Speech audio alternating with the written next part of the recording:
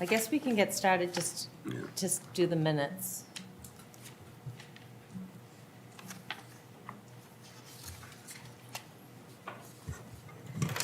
Okay, good evening. Being that the chair recognizes quorum, I open up the Wednesday, May 17th, 2023 meeting of the Mashpee Planning Board, being held here at the Wacoit Meeting Room, Mashpee Town Hall, 16 Great Neck Road North, Mashpee, Massachusetts, the time being 6 o'clock, and thanks everybody for coming early. We're being recorded and broadcast live on local channel 18 and streamed live on Town of Mashpee website, www.mashpeema.gov/channel-18.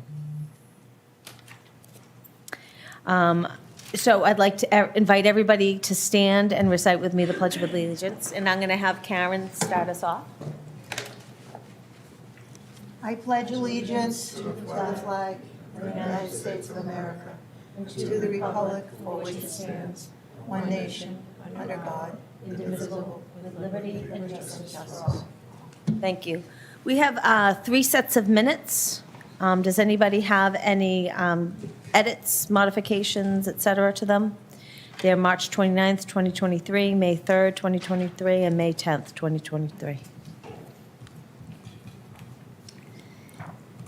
Seeing no comments, I'll accept a motion to approve all 3 as presented. So be. Second. Michael seconds. Any discussion? We'll have Dale abstain just because he wasn't at the meetings, and we don't have to have your vote for necessity. All in favor, say aye. Aye. Anybody abstaining or abstaining? Aye. And anybody opposed? Okay. So Evan is making some copies for us, so I'm going to wait to start.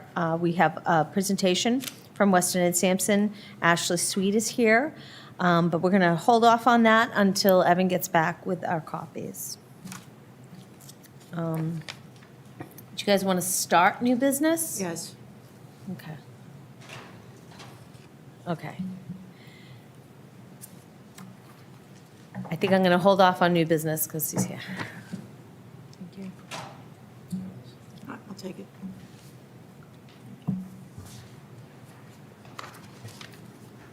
So tonight, we're going to have a presentation from Weston and Sampson. Ashley Sweet is here. The item is regarding survey results, analysis, discussion with the board regarding draft goals, policy, actions proposed for the updated local comprehensive plan. So I'm going to have the presentation. Thank you, everybody, for coming. At some point, I am going to, if you want to make public comment on what's being presented tonight, don't let me forget to ask for it from the. Excuse me? With the extra copies for us. Do you want a copy? Okay. So. I can bring mine up on the computer, Evan, you can. So what's being passed out is, so we had all those workshops, right? We had the survey. And then Weston and Sampson worked with Evan and made a list of draft goals, policies, and actions. Those are in black. The ones that are in red are from this pile of paper. It's the old LCP and all the raw data from all the workshops. So I added those on. You'll see how some things are really like policies or actions, and I put them under goals. Just bear with me. I just wanted to capture everything, and our consultants will sort that all out. But that's where we are. But without further ado, I'm going to recognize Ashley and Evan and have them bring us through their presentation. Thank you. So we wanted to bring you back kind of go over in more detail the survey results, and then, Mary, as you said, go through goals, policies, and actions with you so we can finalize these, we can put them into an implementation table, and move that piece forward. Go ahead. I think the first slide is, Doesn't want to go. uh-oh. Uh-oh. Bear with me. It just got messed up. Jesus. But we usually don't have, technical issues.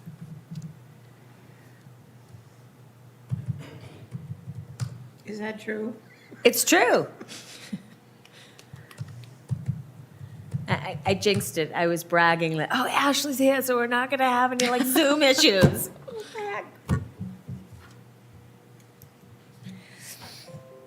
Did you notice that in the LCP comments, goals and policies, it's like better remote access to meetings? Did you notice that? Like it's like, All right. oh, great. Sorry about that. Okay. So we covered this one. I think we can keep going. So you had a really great response to your survey. You had 621 responses to the online survey that was posted on the website, the project website. These are just some statistics about the demographics that responded to the survey. So we've got about 1/3 of participants that have lived in Mashpee for 20 or more years. 62% of participants are 60 or older. 70% of the participants live in single-family homes, and 84, I think that's supposed to be, no, that's 84 participants live on waterfront property. So we asked some questions about quality of life in the beginning of the survey, and 91% of participants responded that their quality of life in Mashpee is either good or very good. So that's a very nice thing to see for the community. We had about an equal number of participants that reported that their quality of life has improved, as many that said it had worsened. So about 20% were in those two kind of ends of the spectrum on that question. And we had about 60% of participants cited that air and water quality was very important, and I think that's very supportive of the workshops that we had where those items kept coming up as issues of concern for people. Want to ask questions now or after, Mayor? Do you care? Question during the course or wait? I think as long as you don't interrupt her flow, go right in. I'm No, no. happy to answer questions while we're going through if you have questions about specific. I was just curious, of the 20%, did you have an age group? Did we have a what? The ones that were, said it had worsened, those that said it had improved, was there a different age? So that's something we would have to go back and Okay. correlate Sure. between the two and see of the percentage that answered on either end of that, what the age range was. We did not do that, but we could look at that. I asked the question because it has a lot to do with jobs, a lot to do, maybe young people were unhappy, who knows? I'm just trying, that's all. That's why I asked. Yeah, no, I think that's a good question. We did ask people like what drew them to Mashpee, and we got high quality of public service, access to nature, and the overall town character were the highest ranking items of the list that was presented. So as Mary said, we talked about, communication, public communication and government communication. More than 70% of the participants use the town website as a source of receiving information from their town. 1 in 5 participants said that they attend meetings for new and general information about the town. We had over 50 participants express a desire for more of Mashpee's public meetings to be broadcast on Mashpee TV. And about 45% of participants voted that collaboration between the town and the tribe was important, very important for upcoming future meetings. And then we gave people options about how they, stay updated on town information, and the highest ranking ones were social media, emails, Mashpee TV, the website, and public meetings. So we asked some questions about housing. And 70% of participants agree that there is a need for more attainable, affordable, and workforce housing in the town. About 77% of participants support the redevelopment of existing buildings and properties into, putting those into the use as housing.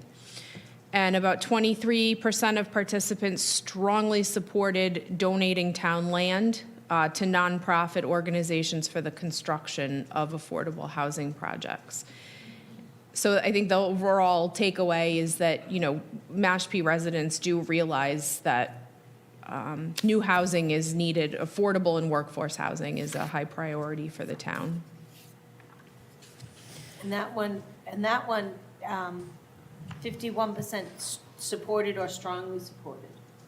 So you get right over the majority if you add the next question down. To the last, Yeah.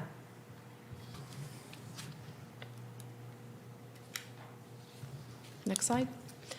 So that we also asked some questions about economic development. 12% of participants felt that hotels and full-service resorts were an undesirable thing to pursue for the community. About 75% of participants said that they purchase most of their necessities within Mashpee. And a third of participants felt a strong desire to incorporate technology, the blue economy, and culture and nature-based tourism as a economic development priority for the town.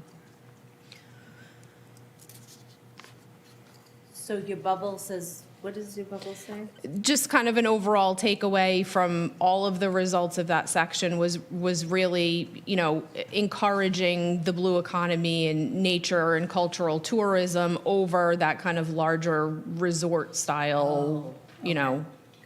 I am curious to see what, for the 12% of participants who found hotel to be very undesirable, I'm curious to see what percentage of people found it to be desirable or undesirable, or very desirable, neutral. 12% doesn't feel like a substantive or significant number to me. Yeah, it's when you break these things down to the categories that we gave them, you kind of have to start to lump some of them together because if somebody says it's very undesirable and it's undesirable, there's not a whole lot of difference there, but you want to give people a range of choices. So we can certainly look at kind of categorizing the ones that lean towards desirable and the ones that lean towards undesirable together to get an aggregate percentage of where people fell on either side of neutral, basically. Yeah, I mean, it's hard to consider supporting tourism and not having any place for people to stay. True. And the economic development questions, they were kind of near the end, weren't they? Were they near the I end? don't remember the exact order that the survey listed them. I don't recall either. We did keep things topically together so that as you went through them, you got all the housing questions at Okay. once and all the economic development at once.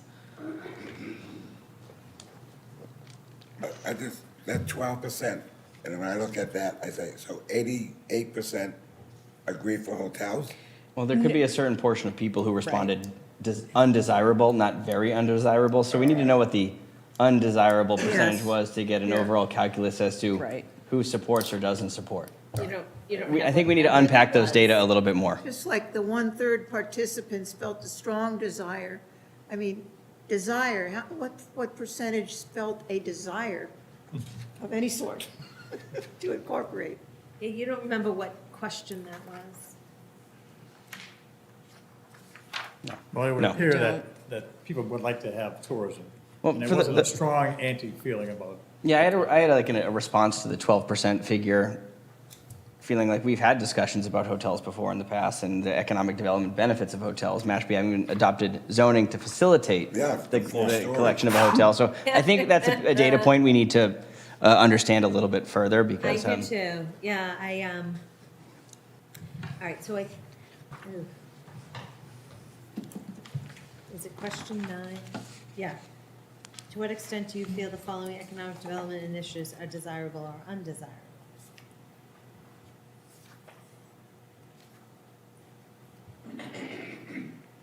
I'm looking at you can get an Excel spreadsheet Yeah. out of it, but it's not gonna, I'm not gonna be able to answer that There question was from 22, here. so for that line item, there were 22% that said desirable, plus 10% very desirable.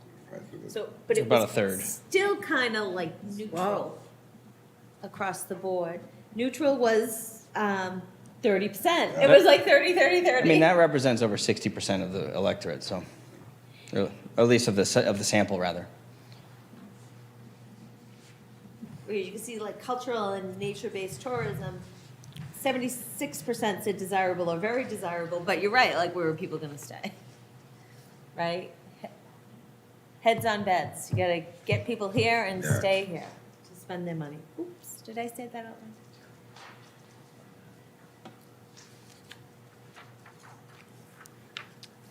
Yeah, that will be interesting to keep going and, because it was like, there was a lot of people that were neutral So what on we've those questions. what we've talked about doing is, providing a summary of results for each kind of chapter that we asked questions about in the document itself, and then providing the full survey results as an appendix, so somebody could go and investigate further and look at all of those different answers that were available, and people can kind of draw conclusions from that. So we will put all of that information in there. And spend some time on the comments, why people thought their lives got better or worse in the beginning. It's very interesting. It's very interesting, because you saw that some people said, oh, my life is better because there's better shopping here now than there used to be. You know, I may be a bit embarrassed to say this, but I was in that 20% because all I could think about was the water. That was my Yeah. main point, and, you know, for me, it got worse. It's all about the water. Maybe I'm just an eyeball. Right, and a lot of people who said their quality of life got worse, when they had that open section, they mentioned the deterioration of the environment. Yeah. But some people, it's weird, some people said, my life got better, but then when they went to the open section, they entered in why their life got worse. So it was like, but, there was definitely a clear, It's better living in this town in terms of, you know, it's aesthetics and just the comfort level. If you've ever come from a big city, this is paradise. So I agree, it's better. But then, depending on how obsessed you are with the water, right. I think you nailed that. Well, you know, they're talking about a plan. They really enjoy living here, they like living here, but they want to make sure we understand that they're concerned about the water. Yeah. So, makes sense. Shall we move on? Yep. So we asked questions about climate, natural hazards, and natural resources. On climate change, nearly 55% of participants said that they were very concerned about climate and climate-related impacts. But about 10% of participants believe that education on climate change and sustainability was totally unimportant. On water resources, a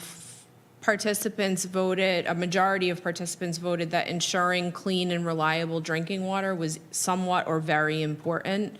And about 60% were also concerned with improving stormwater management and reducing landfill waste. And we asked some questions about, the importance of trees and open space in town, and 62% said that they would support budgeting for a street tree program, and about 50% of participants would support the adoption of a townwide tree bylaw. So I think that speaks to people's dedication to, enhancing what you have and preserving what you have for trees. And that 60%, concerned with improving stormwater management and reducing landfill waste, that shows that people are picking out the subtleties of the environmental challenges that we have. Right. Yeah. Very encouraging to see. So the last statistic kind of covers a variety of different topics, but we saw that between 38 and 54% of participants voted that they strongly support prohibitions on the construction in flood zones, pesticide use, and chemical fertilizers, and only 2 to 5% of participants were in strong opposition to any of those things occurring within Mashpee. Move on? Did we ask a question about fertilizer? Yes. We asked a question gauging levels of support for a restriction or a prohibition on chemical fertilizers. What was the number? Well, I don't know what the exact, I don't have the survey in front of me. I'll see if I can find it. Oh, it's number 3, chemical fertilizer. I see, okay. What Kind of hard to believe that anybody could be against that stuff. on Even the- we have a 5%. couple cranberry bogs in town that grow. Say it again, Dennis? We have some cranberry bogs. Now, they're exempt from fertilizing, right? Yeah. So, The agricultural use, so they are. okay, I want to make sure people know that because you're going to have somebody complaining. I seen it fertilizing and I thought it was in this. Maybe we should put it in there. Understood.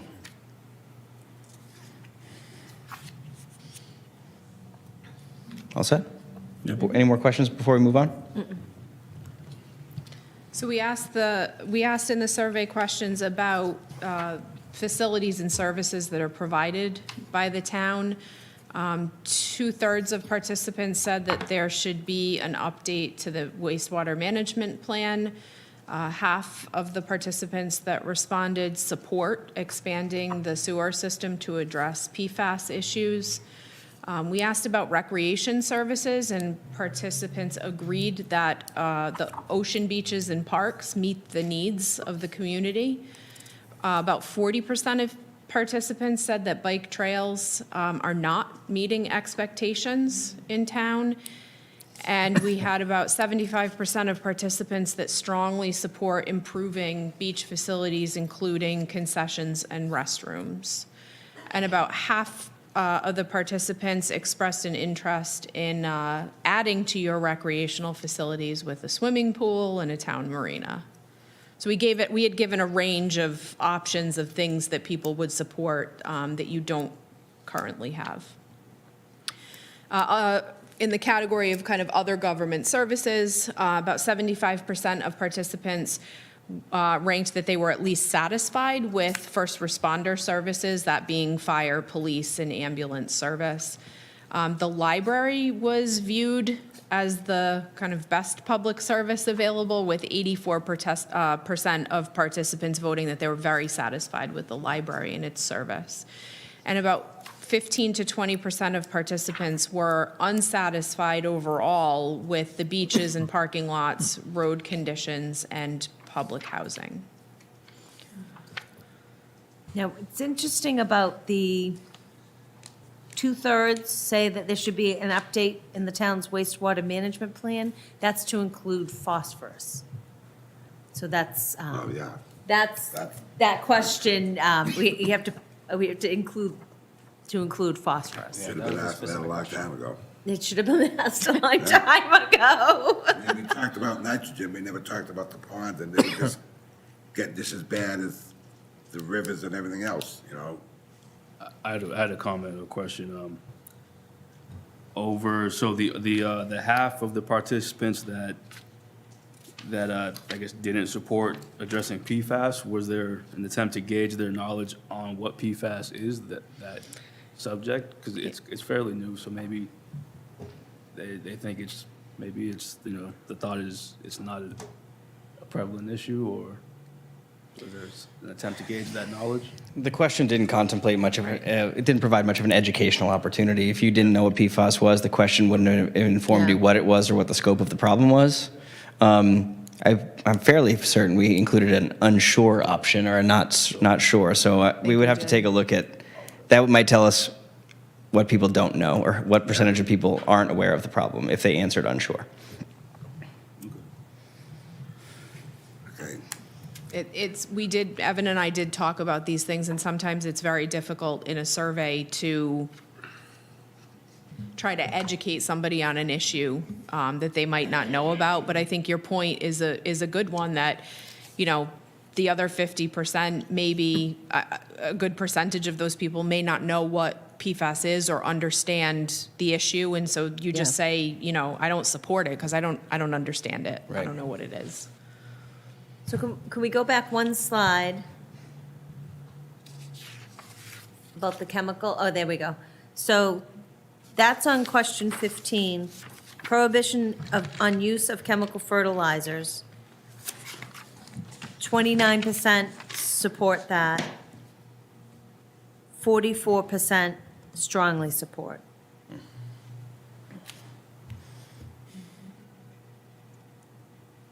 So that was 74% of the people said that.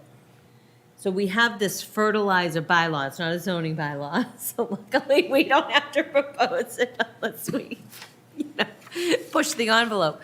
But there has been some questions about, is that fertilizer bylaw strong enough? Because of all the money that we're spending on sewering, right? Should we look at that? So that's a pretty big number of people that, at least in this survey. This is really good. Moving on. Yep. Transportation. Public access to water is the highest recreational priority for Mashpee residents. Cool. So we asked general questions about transportation. About 50% or over 50% of participants said that they were unsatisfied with traffic congestion in Mashpee between Memorial Day and Labor Day. And about 3/4 of the participants were neutral or satisfied with off-season traffic congestion. That's Cape Cod, though. Yep. That's so interesting that we picked that up in the survey. So related to public transportation, 98% of participants said that they rarely or never take the local bus, and that the bus to Boston was the only form of public transportation that received more than 1% of participants saying that they use it very often. We had about 50% of participants agreed that sidewalks, crosswalks, and walking trails are very important in Mashpee. And 2/3 of participants said that they would support an update to the bicycle and pedestrian plan for the community. And we had 80% of participants that were neutral or satisfied with road conditions, traffic safety, and wayfinding throughout the town. So I think the, top takeaways there, your summer traffic, which you're not going to do anything about. The lack of use of public transportation, and that pedestrian and bicycle safety is an important component of the town. So we did ask people why they don't use public transportation, and we got most people prefer their car. It doesn't take them where they want to go, or it's just the service is just infrequent and doesn't suit their needs. Any questions? So that's a kind of a summary of all the topic areas that we covered with the survey. And like I said, our intent is certainly to provide an overview, something similar to what you just saw there as a summary in the chapters itself. And then the full survey results that you can export from SurveyMonkey would go in an appendix in the back of the document. I wanted to go back, I know last time I was here, it's been a little while, but we talked about implementation. So we wanted to, again, kind of do an overview of where we are with that and kind of refine some of the action items, and again, talk about the formatting of how this is going to go into the document itself. So just as a refresher, your implementation program is your program for achieving the plan's goals. It lays out the goals, the policies, and all of the actions. And then within the actions, it determines who's responsible as the primary, driving force behind that action, as well as listing support parties, people that would be supporting or helping and assisting with achieving those actions, the time frame in which those actions will be achieved. And then we had previously talked about some themes, about using like a theme to capture kind of, under each theme, we would have certain action items that would respond directly to those overarching themes. And certainly there can be overlap. You may have action items that respond to 2 or 3 of the overarching themes in the document. Ashley? Yep. Give us an example, a hypothetical with the theme and the time frame, some things that we've really talked about. I have a slide for you. Okay. Next slide. So again, just a refresher on what goals, policies, and actions are. It's been a little while since we talked about them. The goals are your desired outcomes. They're pretty simple. They're high-reaching, broad goals. Policies are the guiding, statements for municipal decision makers that move you towards your goals. And then your actions are specific. They're measurable, they're implementable, you're actually physically doing something, taking action, writing a plan, drafting an ordinance, and all of those actions are designed to move the community forward towards its ultimate goals that it states in the comprehensive plan. So here we have an example for you, Karen, of what you could, there is no requirement in terms of what's short-term, what's medium, what's long. That's really up to the community to determine. But I've given you some typical timeframes here where something that's short-term might be considered immediate to 3 years. Medium-term would be 4 to 7 years. A long-term would be something 8 years or more. And I think you really want to think about not necessarily when the item is achieved, but when the town wants to initiate the item, because it's important to, All right. and that sometimes that's not distinguished, but I think it's important that in the implementation chapter, we specifically talk about the fact that these are initiation timeframes. We understand that grant funding may take it longer than we intended it to, or there may be, politics that get in the way, or whatever. Maybe you have change in staff and things slow down, or maybe you get an opportunity to move something faster and you get to final results quicker than you intended. I really think the important piece of that is when the town starts. Like, when do you line this up to get ready to put it into action? So I would recommend that that's the way you kind of look at these, as the starting point as opposed to the ending point, because I think you can predict your start point a lot better than you can predict your end point. So I would recommend that you kind of think of it in those terms. I really like that. And some of these are going to be ongoing. Yep. Some of them will get initiated and they won't stop, and they might be intermittent. You may only look at them once a year or 6 months, but there's something that you're initiating as a new kind of program. That would be an example of something that becomes an ongoing item. And so I've given you an example here where an overarching goal would be to protect the terrestrial and aquatic habitat for long-term environmental and social benefit. The policy behind that goal might be something like identifying areas for coastal and habitat restoration to enhance water quality and improve overall habitat conditions. And something that moves you towards that policy that the town can actually take action on is to continue to maintain navigational channels for not only navigation, but for adequate stream and tidal flow. That's something that would be an example of another ongoing action item, you are not necessarily going to do it regularly, or you're not going to do it all the time, but it's something you're going to keep coming back to over and over again, so that would be considered something that would be ongoing. And there's no real like rules to this. I think if we're thinking about an ongoing, and I didn't put this in the example, but it just occurred to me, if we're thinking about the ongoing, you probably also, if we're going to use the initiation time as the timeframes as initiations, when you have something ongoing, I'd also recommend that you determine whether the initiation is short-term, medium-term, or long-term, so that the people that are using this guide know when they need to start it, but that it doesn't have doesn't have an end point. It's a continuation. Once it begins, it keeps going. So when, under responsible party, would you be able to identify the primary So responsible the primary party? responsible party is in bold. Okay, all right, I thought that was bold. Yep. Okay. And so there is going to be there is an introduction to this chapter. You Thank don't you. just flip to this chapter and find a table.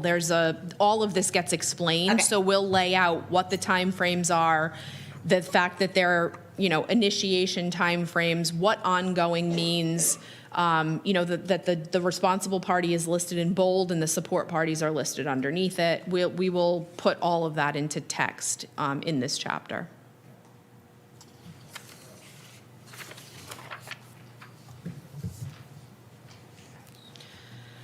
So this is an example of what an implementation table might look like.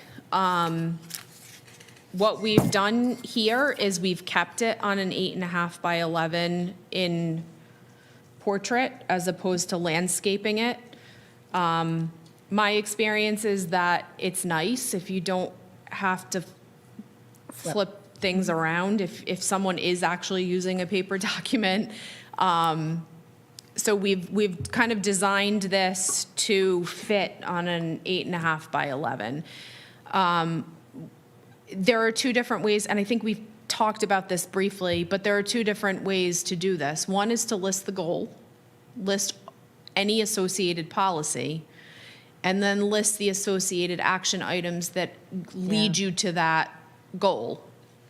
The other option is to do it the way that we've done here, which is to list the goals, list the policies, and then list the action items independently. And so there are benefits and drawbacks, I think, to both. My personal preference is this, because it can get a little confusing. A lot of goals, a lot of the policies might apply to both of the goals or three of the goals, and I might have an action item that also achieves two different goals at the same, two different policies at the same time, or even two different goals. And so I like this you one. have to either pick one or the other, or you have to list them duplicatively. And I don't think we want to duplicate. That just adds, extra language so this is my preference, but obviously this is your plan. So you let us know what you prefer.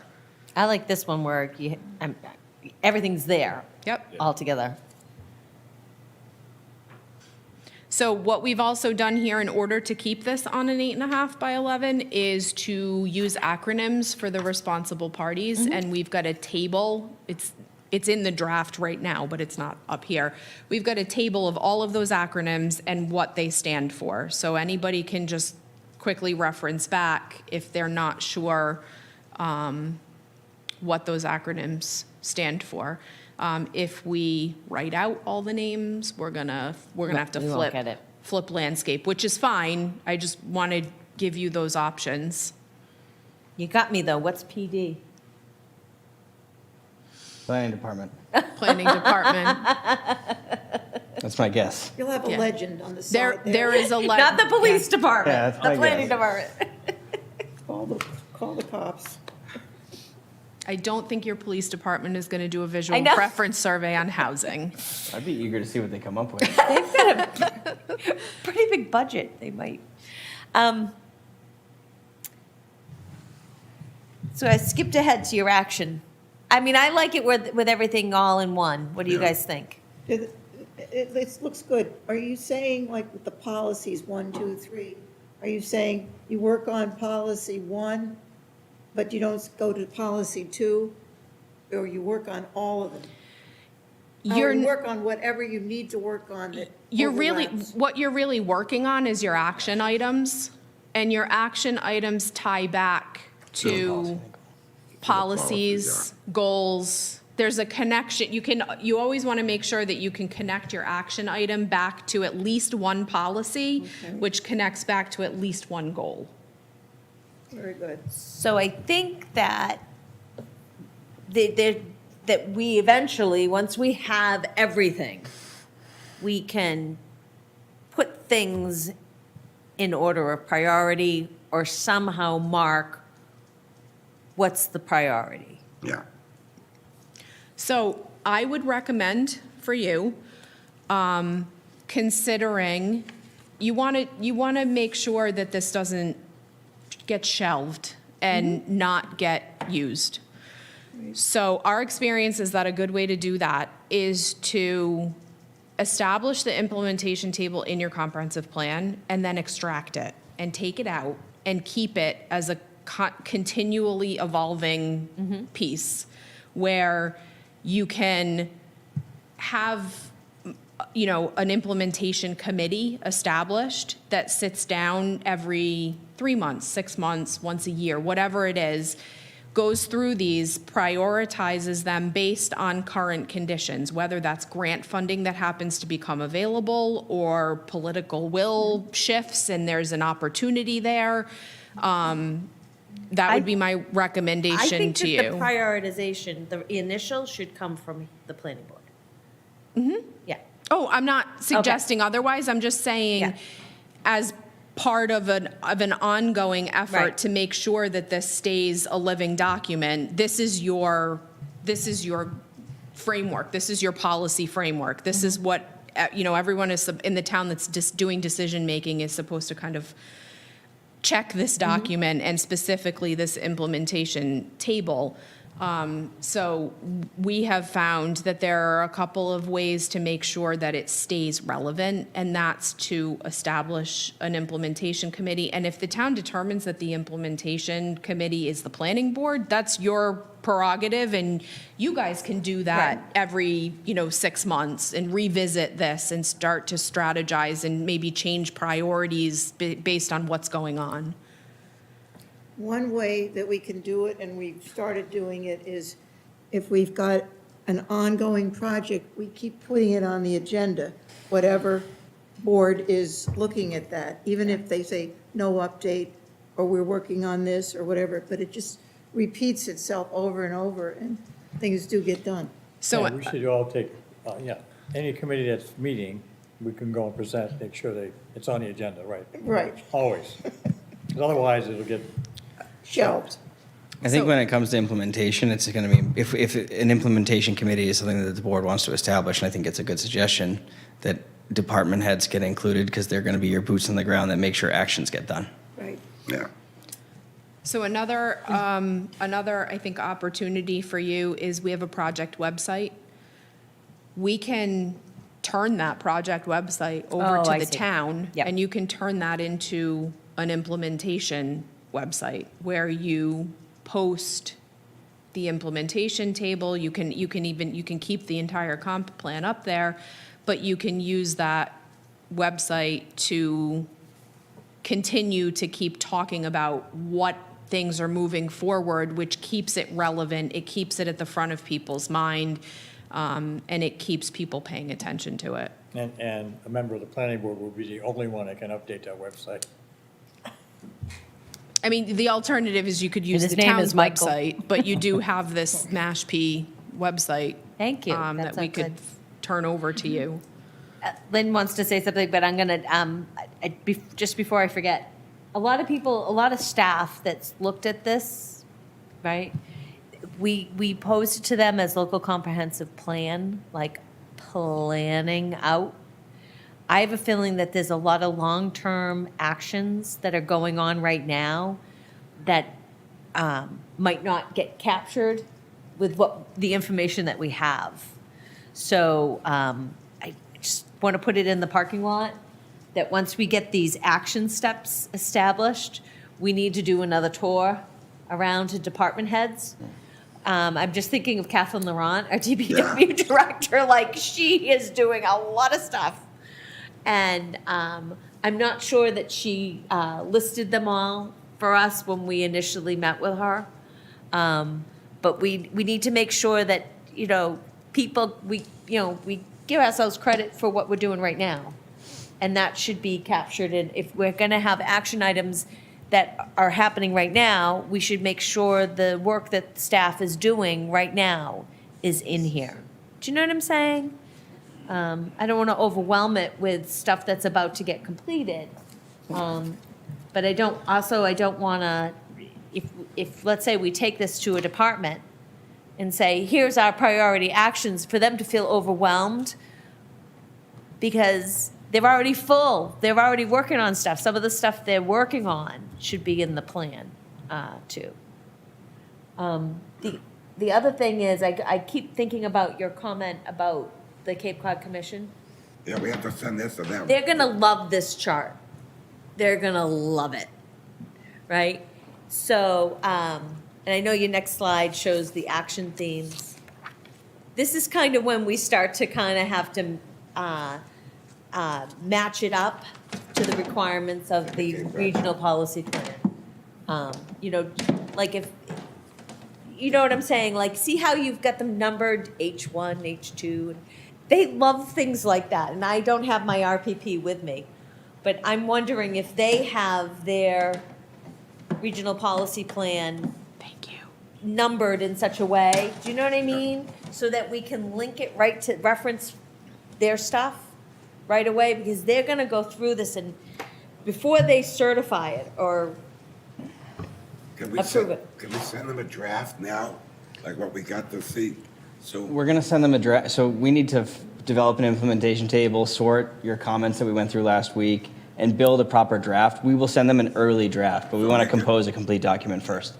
Yeah, you know what I'm saying, Ashley, right? Because I don't want us to do all this work and then have them go, oh, we need these all numbered in a certain way, and we want this symbol instead of that symbol, and then you have to send it back to them You have to send it again, back and forth, We will not make that mistake, Dennis, I assure you. This is really great. I'm I liking like this. the way you- Oh, Lynn wanted to say something. Can you come up and use a mic?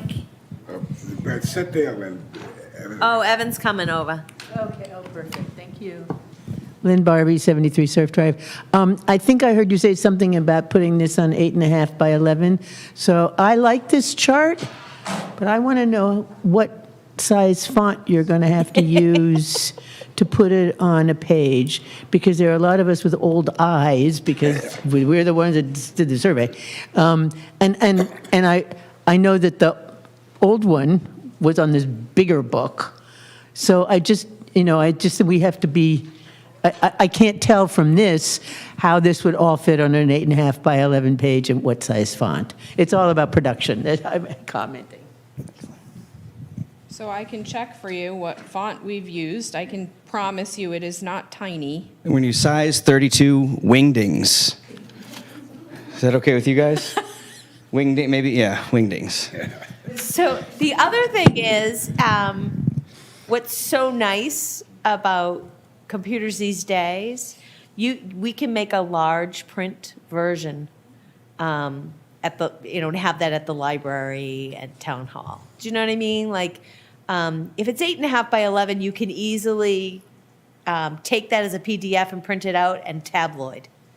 So it is size 11 font. Yeah. And it's not Times New Roman, it's a Swiss font, but it is 11. It's easily legible on an 8.5 by 11 sheet. Right, and I'm more confident because I can see it on, yeah.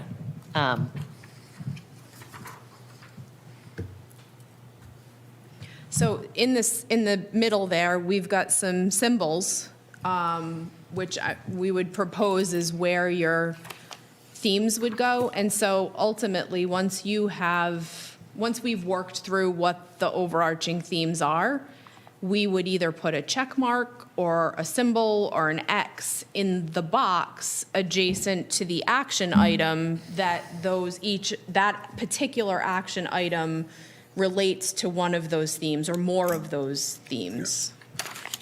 And so This is where I could see the Cape Cod Commission wanted to see like built system, community system, you know what I mean? Like, I don't have the RPP in front of me. We tried to be a little more specific, and I'll give you, the next slide, I Yeah. think, has an example for you of what the themes could be. Protect and conserve unique and important resources within Mashpee. That could apply to a variety of different Right. things. We could be talking about water, we could be talking about trees, we could be talking about open space, habitat, Our culture, any of those. So we tried to keep these relatively broad, but not so broad that they're not meaningful. So there's a bit of an art there, and we're certainly will, work with you to tweak these however you guys feel is appropriate. So we did want one in there because housing is a, high priority issue. Attempt to meet the housing needs of existing and future Mashpee residents. Again, keeping that pretty general, Yep. but specific enough that we highlight the fact that housing is a high priority issue. Increase the town's resilience and ability to respond in a constantly changing environment. Again, something that could cut across several different topic areas and encompass, a good portion of your action items. And then the last one would be promote a diverse and appropriate scaled economic base to serve the needs of Mashpee residents. So we are happy to take your suggestions or edits of this.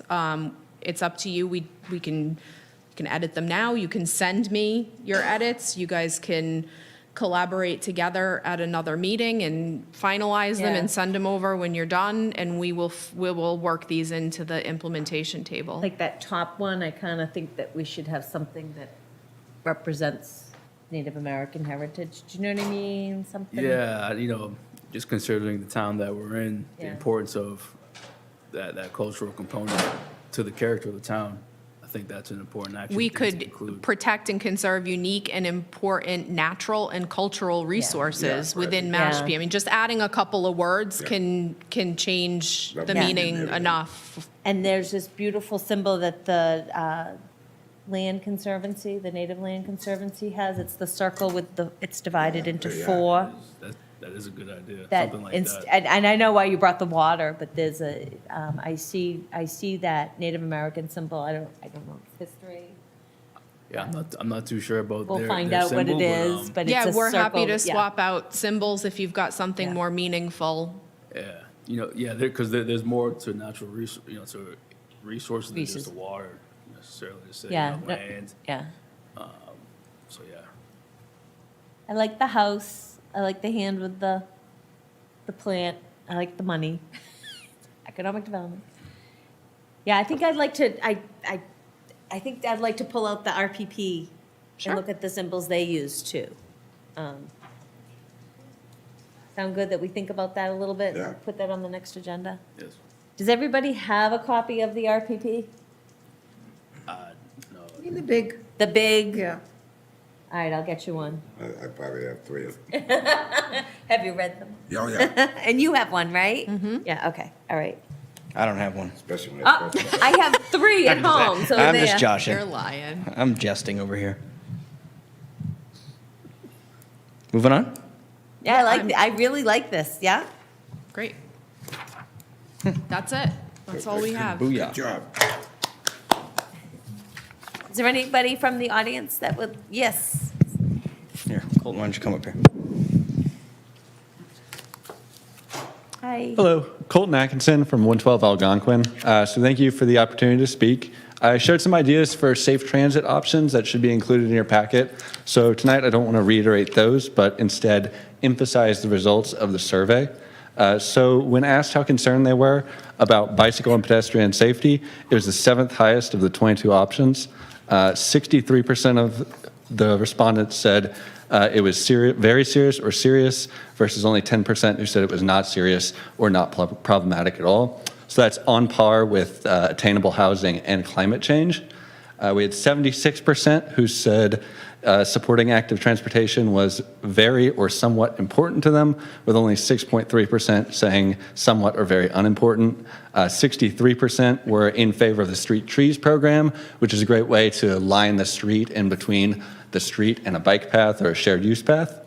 The largest number of people disagreed or strongly disagreed that the town's biking trails need was adequately met, while the third fewest number of people agreed or strongly agreed that it was met. When evaluated against other aspects of the transportation system, bicycle and pedestrian safety was the second lowest score, behind summer congestion. And the great thing about that is that including bike provisions that meet the needs of all classes of bike and pedestrians will actually help that congestion, because if you have the option, I mean, Mashpee's a pretty small area, so if you have the option of getting in your car and sitting 15 minutes to go to the Commons, or hopping on your bike and getting there in 5 minutes because the shared youth path is available, I mean, you're going to take the bike, and then it's going to reduce the congestion on the road of people that are on there. So then over 90% of the respondents supported sidewalks and crosswalks, over 80% were supporting bike paths, and over 70% were supporting bike shoulder lanes.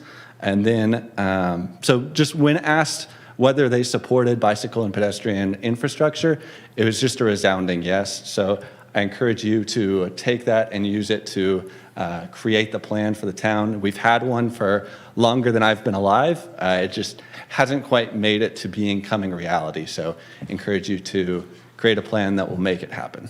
Yep, Thank you. Don't move. Yep. So this is exactly one of the sections I want to make sure that our DPW Director, Catherine Laurent, updates on what she's working on. Yeah. Because sometimes, you know, even I'm driving around and I go, oh, there goes the sidewalk, that's great. But, you know, she's been working on it for years, but it hasn't, so that's one thing.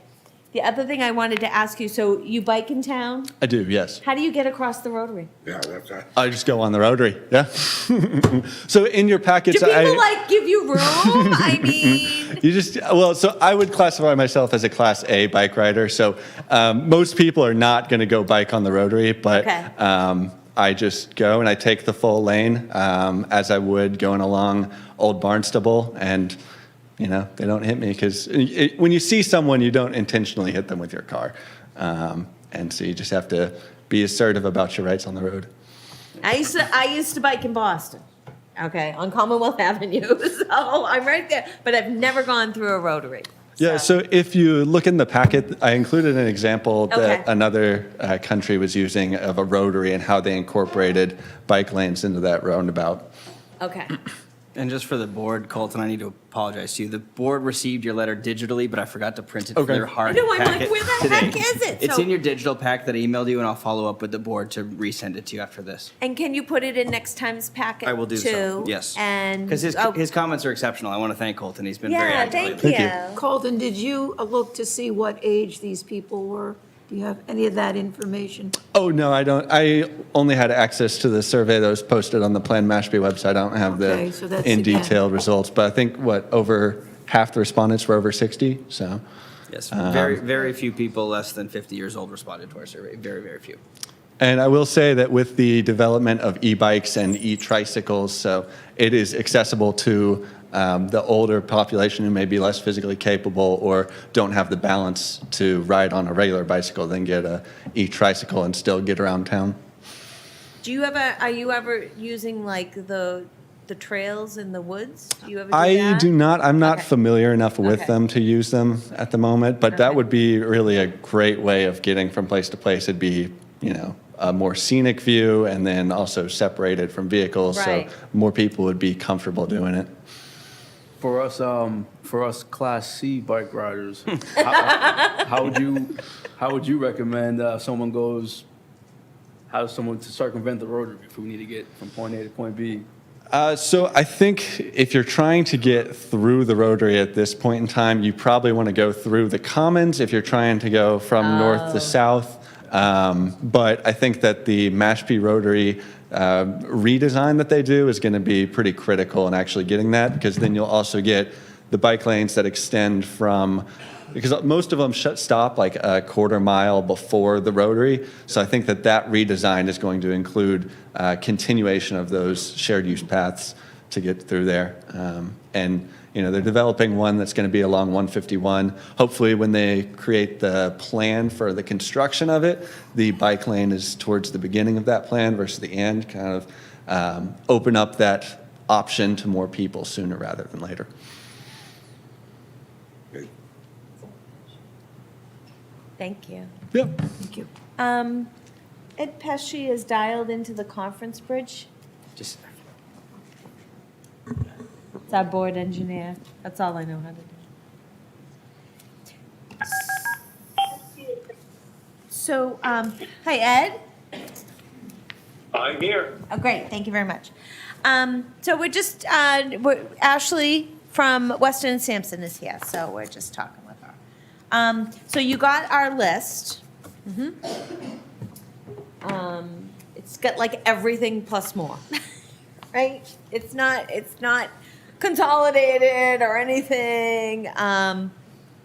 So do you want it, Karen, do you want to go through this or let Ashley and Evan kind of digest it a little bit more? Yeah.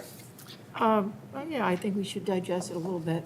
I think my plan was to take, because we went through this last week, we have all of everyone's comments in addition to Mary's red line, was to allow me to go through it and try to sort it into goals, policies, and actions, and try to identify where there's cross-pollination, if you will, between Right. sections. So that then Ashley and I can kind of formulate it into a as close to an implementation table as possible. And if there are questions or things that don't make sense to us, for one reason or another, then we can bring it back and have a conversation Yeah. with you about it. So the only thing so you're gonna try to put it into like a chart? I think so. Okay. So we, just so you're aware of where we are, like, we have that chart, it's already, Yeah. it's already there.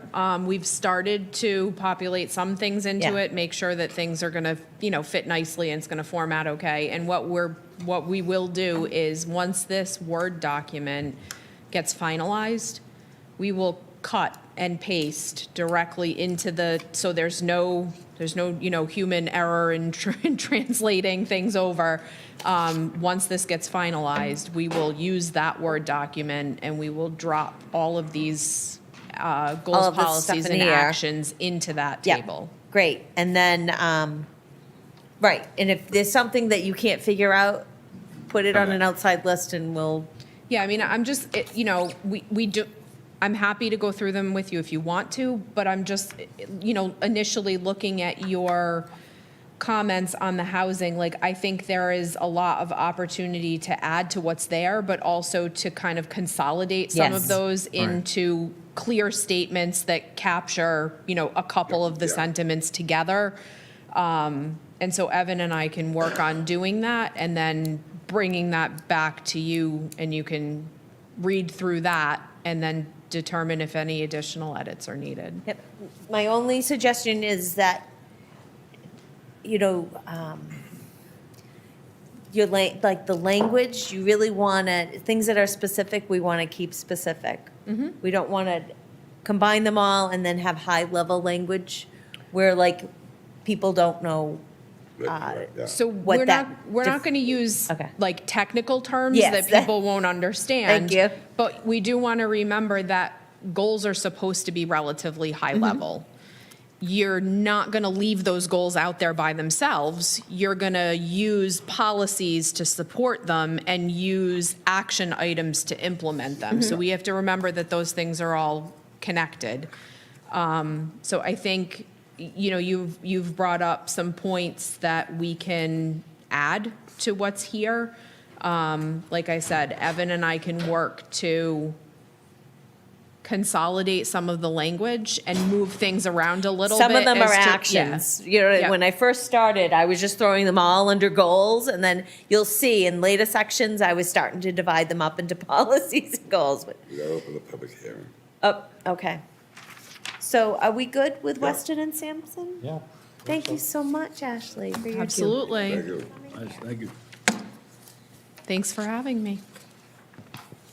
We just have a public hearing at 7:10. Okay. Thank you, Ashley. So, seeing that the appointed time has arrived, the chair opens up the 7:10 public hearing. The applicant is Marcelo Malegny, Forest Road LLC, 532 Main Street, map 26, block 6. The applicant requests consideration for approval of a 9-lot definitive subdivision plan of land consisting of approximately 18.05 acres located on Main Street, Route 130, between Nicoletta Way and Echo Road. If you look in your packet, and I don't think there's anybody representing the applicant here today, or I don't think the applicant is here right now. No. Okay. If you look in your packet, there's a letter dated May 9th, 2023, addressed to myself and the planning board regarding 532 Route 130. Dear Chairwoman Wagan, as you are aware, this office represents Forestdale Road LLC in its application to approve a definitive subdivision plan. We received an update on May 8th, 2023, that the data collection was completed last week by the company preparing the traffic assessment, but they still need time to complete their final analysis. Given that, I would like to ask the hearing on the subdivision plan be continued from May 17th, which is today, to June 21st, 2023. I would also request that the board grant a further 90-day extension of time frame for issuing its decision. Signed, Christopher Corain. Okay, so how's everybody's schedule on June 21st?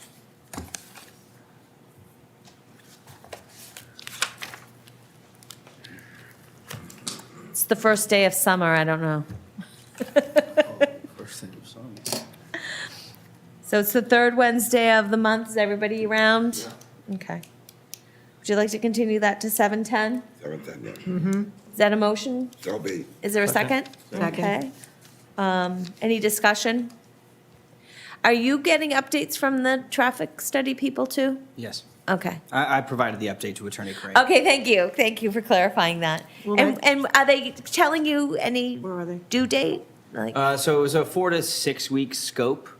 I would anticipate that they'll be complete and prepared to present by the 21st. okay. All right, all in favor of continuing the hearing to June 21st, 7:10, say aye. Aye. Anybody opposed? Abstaining? Okay, it's unanimous. Thank you.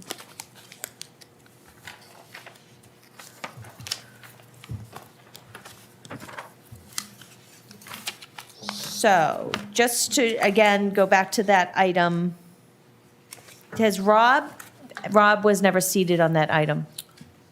No. Okay. And how many, we've had more than one meeting on that? Yes, you don't need a super, though. Majority. Oh, thank God, okay. There's no associated special permit. Can Dale sit on it? Would you find out?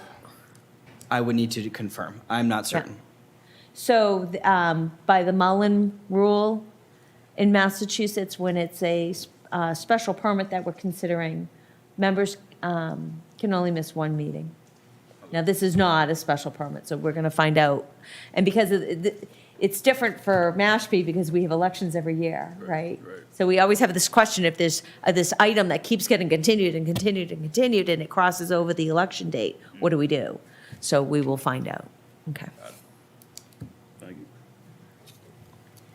All right, so there seems to be a crowd in the room. Evan, does this look like a certain agenda item to you? Oh, yes, yes. Old business? Indeed. Okay, do you think it's okay with everybody that we skip new business and go to old business? I would note I have heard from the developer of the outline, and he's anticipated to be here around 7:30. Okay, then we'll go back to new business until 7:30. Ed, did you hear that? Yes, I did. Okay. Thank you. All right. So, new business, vote to nominate and assign a planning board representative to serve on the Mashpee Charter Review Committee in accordance with Section 7.7 of the Mashpee Charter. Mary, I nominate you. I think you would be perfect for that. Thank you. I can do that. Second? Any discussion? All in favor, say aye. Aye. Aye. So, Evan, have you heard when those meetings are going to start? No, I would anticipate that once we notify the town clerk of who the nominees are, those nominees will be notified from the town clerk. Okay. Okay, so I'll let the town clerk know of the board's decision tomorrow, and you'll be hearing forthwith. Yeah. What I would encourage, would you do me a favor? Sure. Would you send all planning board members the charter? Yes. And if you have any suggestions, let me know, Yep. right? So last time, the hot button items were the town clerk, right? Our town clerk is elected, and Right. there was comments, there was discussion about making it an appointed position. The other thing I wanted, something that I brought up was, you know how we all get our blue warrant, right? Yeah. That's by the charter. That's set by the charter, that's mailed out to every residence or taxpayer All right, yeah. in Mashpee. And I was like, could we do an opt-out where you could just get it by email? Do you know what I mean? Because that's an awful lot of paper, and it's thousands and thousands of town meeting warrants go out, and then like 600 people come to the meeting. So the other thing was electronic posting. I wanted all notices to have electronic posting on the website, mandatory. Things like that. So just look through it, see what's working, and see what could be improved. One thing I kind of do like, you only can be on one board. You would Yeah. like to do away with that? Yeah, because I was on the Yeah, that shore should be commission. removed. That should be and the planning board, and I had to give up one. But there's a lot of people that, we don't have enough people getting on boards, and some people that are on Yeah. boards already. I gave up 3. Yeah, you know, So what I suggest, we talked about that too, and what I suggested was if a vacancy, if there was a seat that was advertised and was vacant for more than 6 months, then you can pick from people that were already on standing boards. How's that? Something like that. but you can still be on the board, like the Yeah. mayor board, and I go on another board. you know. Right. Provided the vacancy was advertised and no one stepped up. Something like that. Yeah, Okay. I mean, at least, because a lot of times, like Mike wanted to go on another board, he can't because you're on the. Well, when you look at the number of vacancies that exist, Yeah, they're double digit. Right. So, yeah. you know, I think it should be changed. However, if you want to change it, it should be changed to Okay. allow participation. There's low, You should be able to be elected and appointed. yeah. I agree. I That's- As I long as always no thought, conflict. and the other thing is, I always thought there should be a representative from the planning board on the housing committee. That sounds reasonable too. So when you think about planning, if there's a board or committee, even as an ex officio member, you know what I mean? Yeah. If there's a board or committee that you think the planning board should have a liaison to, or an ex officio member, or a voting member, you know, think about that kind of stuff. Yeah. How can we, network? Evan looks like he has some. Do you want to put a discussion on the charter on the next agenda? Because Yes. just the scope of the agenda is relatively limited to nominating a person to serve on a committee, so we can put it on our next agenda to discuss this in detail. Okay, good. Yeah. Yeah. All right. And how is the charter going to come to us? By email? Yes. I'll probably just send you the link from the town website. If you'd like a hard do you copy, want- let me know. Does anybody want it printed out? I could go on my computer. I will print you a copy. I have it. So. Do I need to call He Geek Squad? already has it. I was on the last charter review Trying committee. to save trees. All right. Vote to establish bond amount for remaining work at 17 Silverleaf Lane in preparation for request to release covenant. Potential vote to release subject property from covenant. Well, Ed, I might pass this one off to Ed. Hi, if he's Ed. prepared Did to you speak hear on it. me? Yes. Okay, so do we have something in our packet regarding this? Yes, you do. The Yes. cover sheet is from John W. Rodriguez, trustee of Anchor Building Trust. Okay, Ed, so take it away.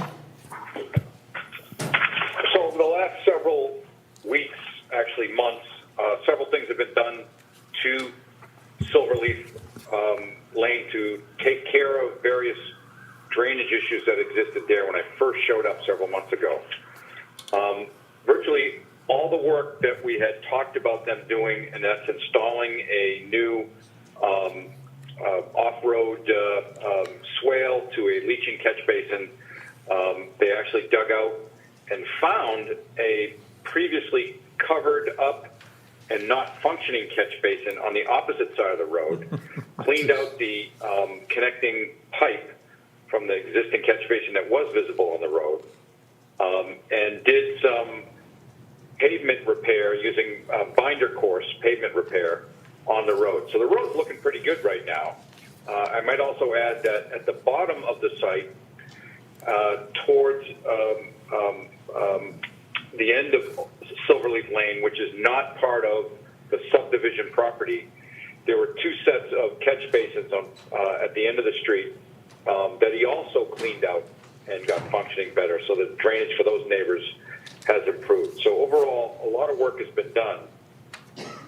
And I was wanting to see some proposed design plans. They were provided. They gave me an as-built plan last week. We went out and shot everything so that we have grades and locations of the new edge of pavement, the new structures that were discovered, the new structure that was installed. And so we're down to simply loaming and seeding the road shoulders and final pavement. We're really down to that. Because I told them that I would accept the as-built without the final pavement on it. The as-built would be fine because the edge of the shoulder will be the same. The Cape Cod berm will be the same. It'll just have the 1.5 inch top coat on it. And I said, just get it done now so I can take a look at it. And we'd evaluate it. And there's been several rainstorms since the work was installed, and it seems to be functioning quite well. So I would recommend to the board to accept the estimate. And Evan, I know that with my schedule, I wasn't able to get back to you, but the estimate of $16,000 to finish the roadside loam and seed work, 4 feet wide on the edge of the road, and apply an 1.5 inch top course, rolled and compacted.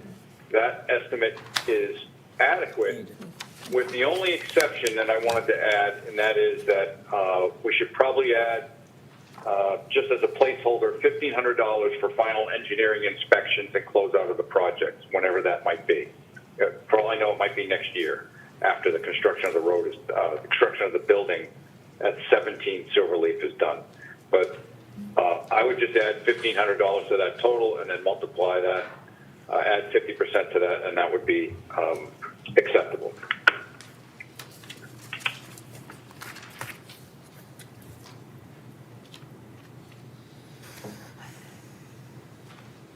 So that total would Yeah. come to 26,250. Correct. So do we have a surety or something like that? So the applicant requires you to establish the bond amount so that I can provide a letter to the applicant to give to the surety company that you're requiring it. So tomorrow morning, I'll presuming you vote to establish that bond amount, I would provide that letter and then come back to the board once I receive the confirmation that the bond has been issued for the release. Unless you want to release it conditional upon my receipt of the surety. no. But I don't have documentation for you to sign tonight. I didn't plan for that, so we can come back in 2 weeks to execute that. So we should take a vote to set the bond amount at 26,250. Is there a motion? So be. Is there a second? Second. Any discussion? No. All in favor, say aye. Aye. Aye. Anybody Aye. opposed or abstaining? Now, The covenant is a separate vote. Yes. You're saying that we shouldn't vote on that because the paperwork isn't here. So you can decide to vote to release it tonight on the condition that the surety for $26,250 is provided. I'll prepare the documentation tomorrow. I would need to collect your signatures sometime thereafter. But it would certainly facilitate things for Mr. Rodriguez. So I'd accept a vote that we release the bond upon Evan. receipt of surety by the town of $26,250. So be. Second. Is that a good enough motion? Absolutely. All in favor, any discussion? All in favor, say aye. Aye. Anybody opposed or abstaining? Okay. So you'll just let us know when the paperwork is ready for us to I will. Thank you. Sound good, Ed? Sounds great. Thank you very much. All right. Vote to pay Ed Pesci. I don't know. Oh, okay, so we That's have, Charlie. all right, so we have an invoice number 2023-2100 for the amount of $6,022.39 for work at Cranberry Point Willow Bend, 275 Quiniquisette Avenue, engineering review services. Is there a motion? So moved. Okay. Second. To pay this amount, all in favor say aye. Aye. Aye. Was there only one invoice, Ed? Yes. So we have. Okay. I believe so, yes. Okay.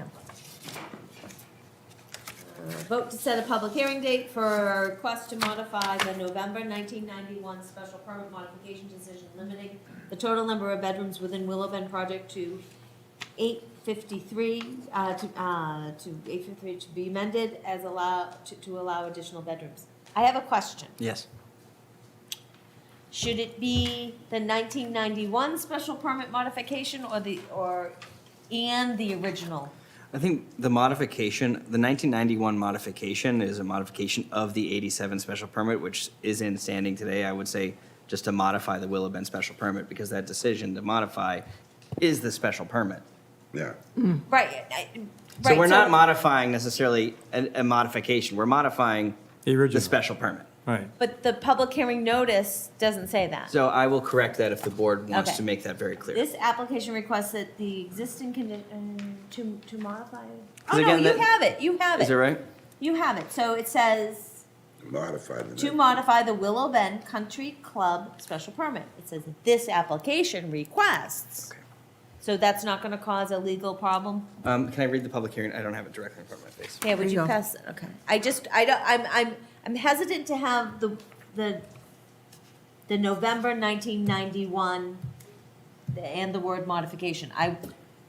Because I know that number of bedrooms is in the original special permit.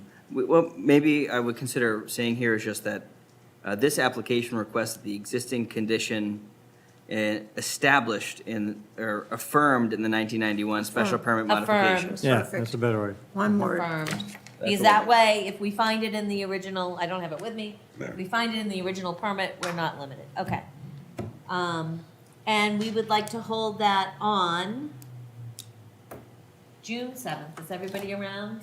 That'll be back to back with the reopening of the Oh, public okay. hearing. If I can convince the enterprise to publish the public hearing notice in the paper for this Friday. Typically, I can get it in for on Thursday morning. Oh, you have a friend over there, that's for sure. So, So, June 7th then? June 7th at 7:15. Can I ask the board also if I'm not able to successfully get the enterprise to publish the public hearing notice this Friday, to conditionally establish a public hearing for the following meeting, Yeah. which would be the 21st. So we're gonna set the public hearing notice, the public hearing on, June 7th. For June 7th at 7:20, Unless you can't oh, get them. 7:15. at 7:15, and that if we are unsuccessful in advertising as required by the zoning act, that we advertise the public hearing for June 21st At 7:15. at 7:15. Sounds good. So be. Second? Second. Any discussion? All in favor, say aye. Aye. Aye. So Dale, this is one of them that like you'll be able to sit on this piece of the discussion. But the other one, you can sit on it, and you can participate, you just won't be able to vote. I think I've sat Rob on that. Yeah.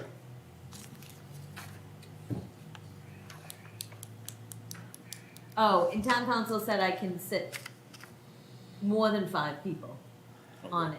Okay. So for that second one, I'll probably sit Rob. Okay. I'll think about it. I usually have to type up a whole chart for him and we figure it out. So the voters still say the same, though? You know, like you Yes. have to be a 4 vote? Yes, 'cause Okay. it's a special permit. Yeah. So, but you add another person, though, does it have to make us? we have It to get still 5 has to be votes? 4. Okay. Yeah. So Council you- said, I'm sorry, Mary. Yep. He said you can seat 6, but only 5 can vote. Okay, that's all I want to know. You know, So in that meeting, you would make that decision. because I still think for that, the first public hearing, that first application, we still have 5 members sitting on it successfully. Yes. Okay. It might take a while, right? Yeah. It might take a while, so. All right, so that matter is done. Okay, old business, almost right on time. Old business, declaration of default, Aquay Highlands tripartite agreement dated March 20th, 2019. Is there material in our? There is a packet? few things. So I've been in contact with Mr. Moran. I received an email today provided by Mr. Moran relative to the status of paving. Lawrence Lynch has tentatively scheduled a paving date of May 29th, or at least that week of May 29th, if I'm not mistaken.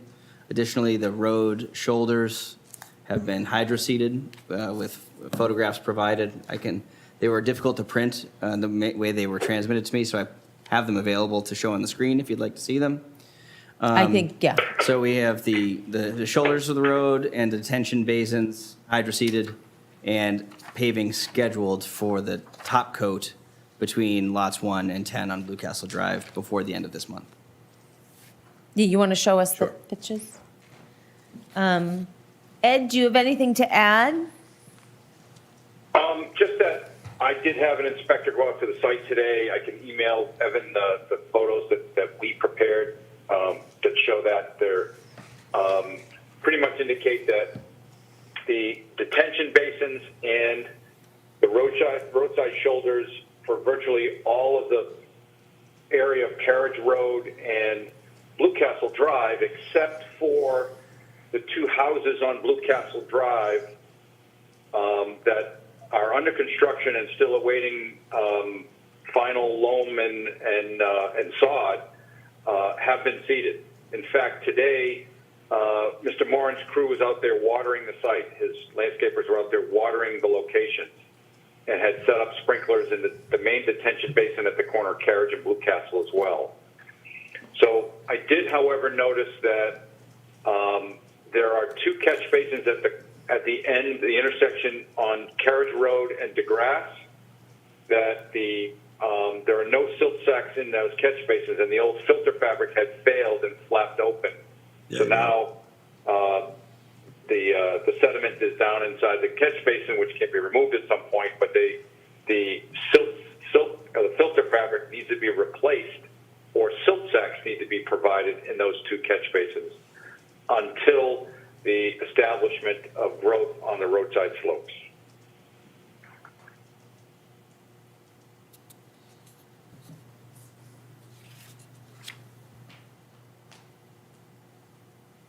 So Evan is showing us some pictures. I'm just kind of scrolling through here.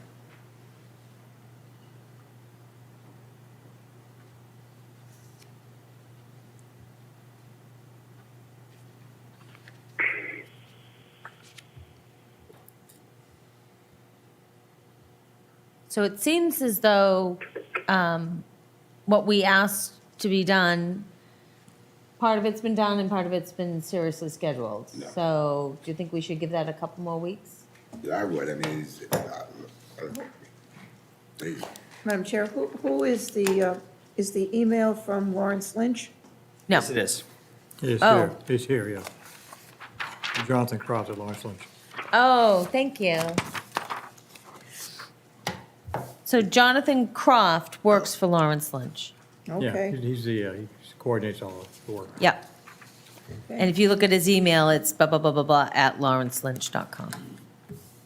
So Evan and Ed, are you comfortable with us keeping this on the agenda? Yes. Absolutely, yep. Okay.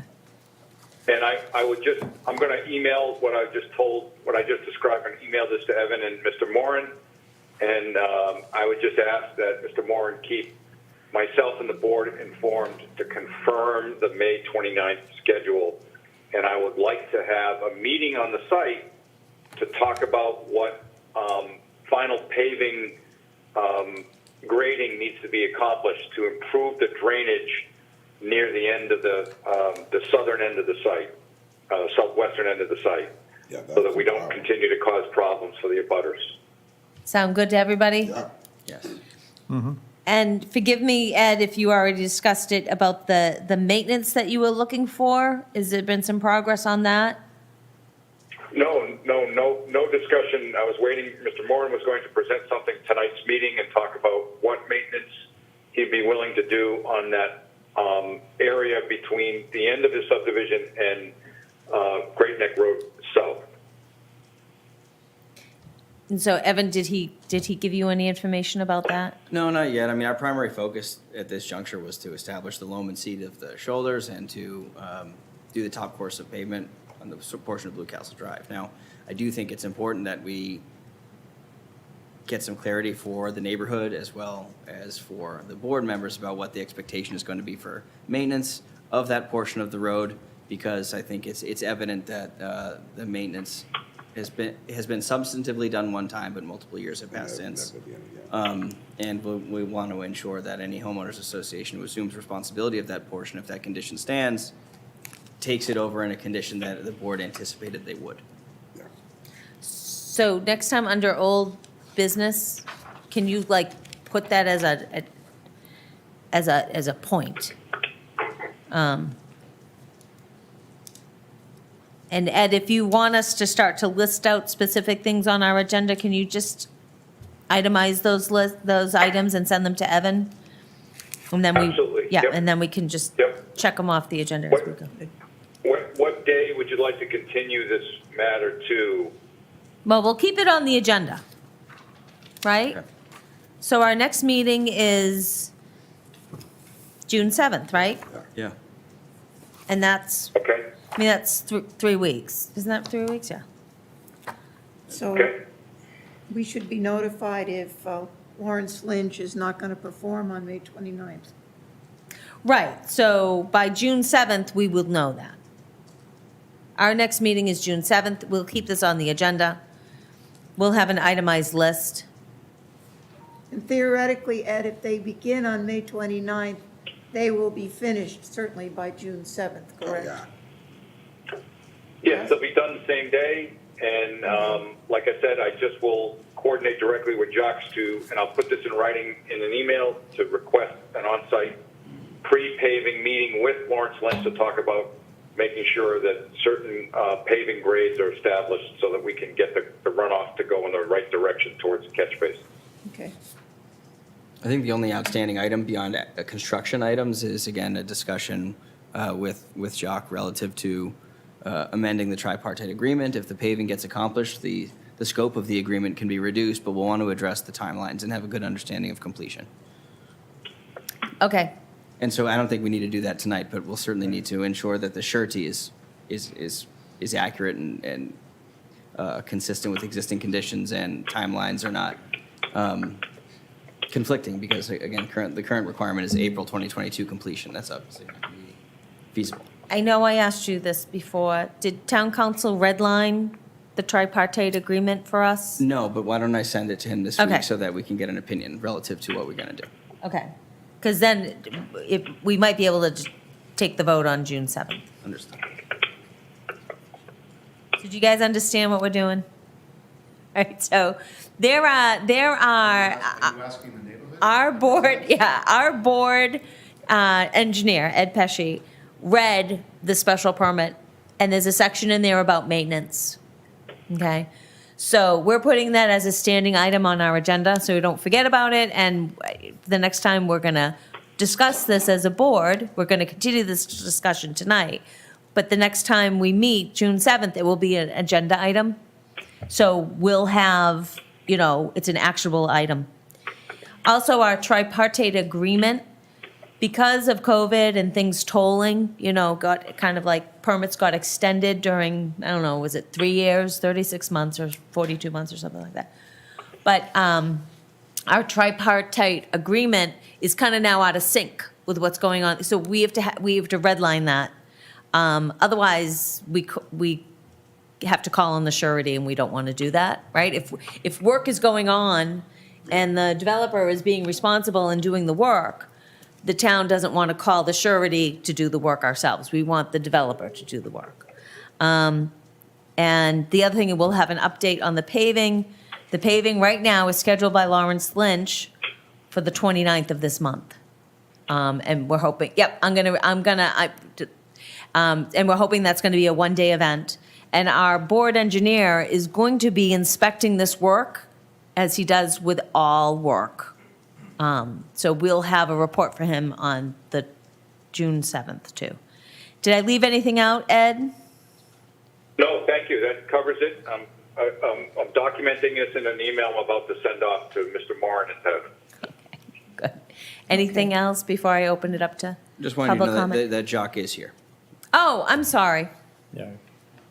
And the letter says he's going to try for that week, depending on weather. Yes, yes, but the line of communication has been opened, and schedules shift.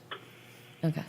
So is there anybody from the public that would like to speak? I know this lady in the gray wanted. You can come up to the mic and your name and your address, and take your time, and Tammy Wise, 97 Blue Castle. I was just going to say Monday, the 29th is Memorial Day.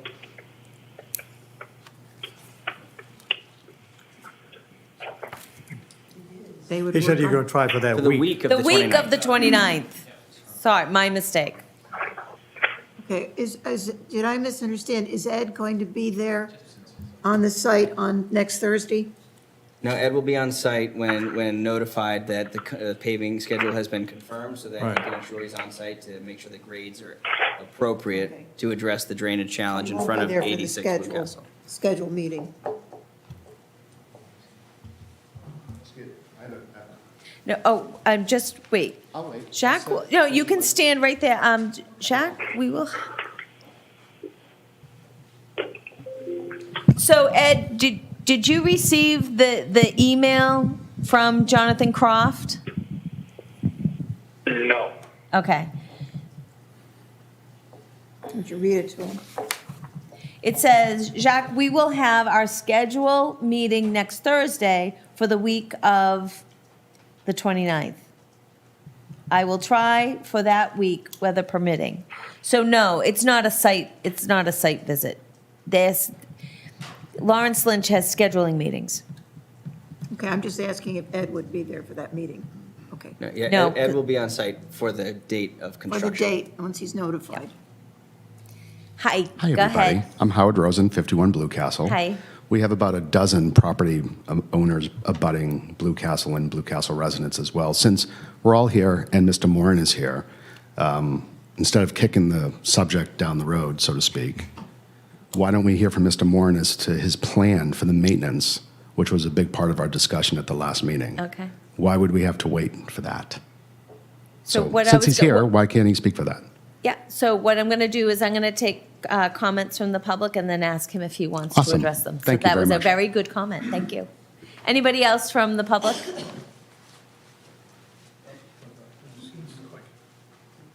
Hi, John Konak, 61 Blue Castle. How you doing? First time Good. at the meeting. The question I have on the final paving, I don't know if Mr. Moran, he can address that. Is it just skimming the road that's there? Was there grinding going on? The only concern I have is my driveway is pretty flat, and everything comes to my lot, and I have water issues, and I put a couple, trying to get drainage going. But if the road goes above my driveway will flood every time it rains. I just want to make sure the engineer or whoever is going to oversee that if the shoulders are ground down so that it bows and flows and doesn't go in the driveways, is that something the engineer takes care of? The engineer will be on site to make sure you don't develop those issues, but Okay. the scope of the paving will essentially be, probably 1.5 inches of asphalt on top of the existing surface between Howard's house and the edge of the new pavement just past Carriage Road. Yep. So if that 1.5 inches of pavement was going to cause drainage issues for you, Ed will be on site to understand what those might be. But Okay. there's not going to be any milling of the road. Okay, there's no milling? I don't So, not believe so. Yep, the engineer wants to, Mary? yeah, go ahead, hon. Yeah, Mary, could you Ed. please ask that gentleman to give me his name and address again so I know which house we're talking about? Yes, John Kornack, Kornack, 61 Blue Castle Drive, Mashpee. 61 Blue Castle, thank you. Yes, yeah. It's just there's probably ½ inch to maybe an inch from my driveway, a lip, and if they Yes, raise it up would an you- inch and a would half, you it's, please- John, would you please make sure and leave your contact information with Evan so we can reach out Yes. to you when we do a site walk out there? great, yes, thank you. Michael. Oh, why don't you give your contact information right now, sir, to Evan? Yeah, so we just don't forget. Hi. Mike Warnock, 104 DeGrasse. Just have a couple questions. One is on the original agreement. It was to either install denitrification systems or contribute to donation to account for cohogs to the town. Are those denites, or or has that money been given to the town? The 14,000 for shellfish propagation has been given to the town. That was taken care of, okay. So the other question I have is clarification on the commercial space office trailer. Is that on town property or not? We would need to make sure, I believe it is. I mean, at the edge of pavement, the road shoulders extend 10 feet. Right. There's potential encroachment on a town open space parcel without getting out on site and confirming where the bounds are and taking measurements. It is generally located within the layout of Blue Castle Drive. It has a permit from the building department. I've also heard from Mr. Moore that he's getting ready to remove it. Okay. But we would need to confirm. Well, the layout, is it the abutter zone to the center of the road, right? 20 feet to the center of the road? On a private street, they would, yeah. So where is the 10-foot layout that would be legal to have, not be encroaching on someone's property? When, at the time of construction of the subdivision, Mr. Moore owned every lot on that portion of Blue Castle Drive. No, he didn't own that's conservation where that is. I understood, but at the time of the approval, that was not conservation land. He had to turn over a But it- deed to the but it- Conservation Commission. But it is now, I understand that. right? So is it on conservation property? Unable to confirm at this time, right now. So can you explain this? I can. I was notified by Dan Kent, the conservation agent today, that he had been in contact with Mr. Ronhock and that they were going to deal with these issues. I was unaware of a reference to like a broken down skid steer that is parked definitively on conservation land and some removal of trees. Dan's asked for some remediation of that particular portion. I'm unable to state in this moment, though, whether or not the construction trailer is on conservation land. Well, it's So it says it in here. Have it's you, pretty clear that it is. trailer on conservation land across from 70 Blue Castle Drive. I do not believe the assistant conservation agent has gone out and specifically made measurements to that effect, however. A recent inspection of Town of Mashpee Conservation Land at 69 Blue Castle Drive revealed violations of Town of Mashpee Conservation Commission land policies. Specific violations include. Okay, yeah. Again, my number one focus is to address the paving issue and the drainage issue and the things subject to this. So I haven't had a complete conversation So- with Dan relative to the issue. I received the letter this Oh, afternoon. okay, so, I just thought it was pertinent to include So today is the 17th, and this violation notice is dated today. Okay, yeah. So 'cause- it's in our packet, Okay. but we're reading it for the first time. Right, I'd spoken to Dan about it, and he sent me an email and told me that he was informed that 10 feet of the road doesn't belong to the town or anybody else, but it's my understanding that every lot owns to the, because it's a private road, that they own to the center of the road, 20 feet, so anywhere should be on someone's property, which is town property. Also, across the street from it is also conservation. So want me to read the violation notice? Excuse me? Let me read the violation Okay, notice. he didn't respond to me, so I didn't know that he was Yep. doing anything. I think this is hot off the press. Okay. Conservation Commission violation notice, it's dated today, May 17th, 2023. It's to Mr. Moran of Bayberry Building Company from Dan Kent, Assistant Conservation Agent. And it says, a recent inspection of Town of Mashpee conservation land at 69 Blue Castle Drive revealed violations of the Town of Mashpee Conservation Commission conservation land policies. Specific violations include, 1, trailer on conservation land across from 70 Blue Castle Drive. 2, clearing of access trail on conservation land in between 65 Blue Castle Drive and 20 Carriage Road. 3, skid steer being stored on clearing between 65 Blue Castle Drive and 20 Carriage Road. Actions needed, removal of trailer and skid steer off of Town of Mashpee conservation land within 5 days from when receipt of this notice is received.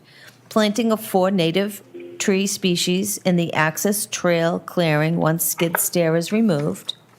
And then there's a request from Mr. Kent for Mr. Moran to contact the Conservation Department so that the violation can be resolved. Okay. Do you want a copy? Want my copy? No, that's okay. All right, thank you. So that hot off the presses, okay. Michael, did that answer the questions that you had? Yes. Okay. So that's in the capable hands of our Conservation Department. So, thank you for putting it in the packet. It's a good bit of information to have. Is there anybody else from the public that would like to speak? No? Mr. Moran, would you like to come and address anything that's been raised? That's why I couldn't see you. You were behind them. I am like losing my mind. I'm like, where is he? Okay. Hi, how are you? Good, thank you. I will address the question on the maintenance. I've requested yesterday from PA Landers copies of receipts and delivery dates for road gravel that has been delivered to Blue Castle Drive within the last 3 years. With that, I have not received yet. I will respectfully defer any further answer on that until I have better information. That together with the fact that the association had been formed before the lot had even been sold, and where the permit does say the developer or homeowners residence association, which had been formed, would be responsible for the maintenance. I have taken on some maintenance, which I'll provide some records for, that has been done over the past few years, not so much during the COVID time, but it has in fact been done. I would like to defer to council with the question on responsibility based upon what the permit says and the establishment of the association. So I think that certainly when Ed is visiting the site, happy to also look at it with him and just to view what might be of particular concern. It had been graded, I want to say now, perhaps 6-7 weeks ago. Again, that was requested by the association, and they contributed to that. But let's see what we can figure out on it. But at this point, I'll defer it till a later date. Ed, do you have any questions about that? So, as I read the document that you referred to before, the tripartite agreement and the maintenance that's required, talks about having annual maintenance done. It doesn't look like as Jacques perfectly honest to say, nothing's been done in a couple of years, although he's getting records for gravel that's been placed and work that's been done in the past.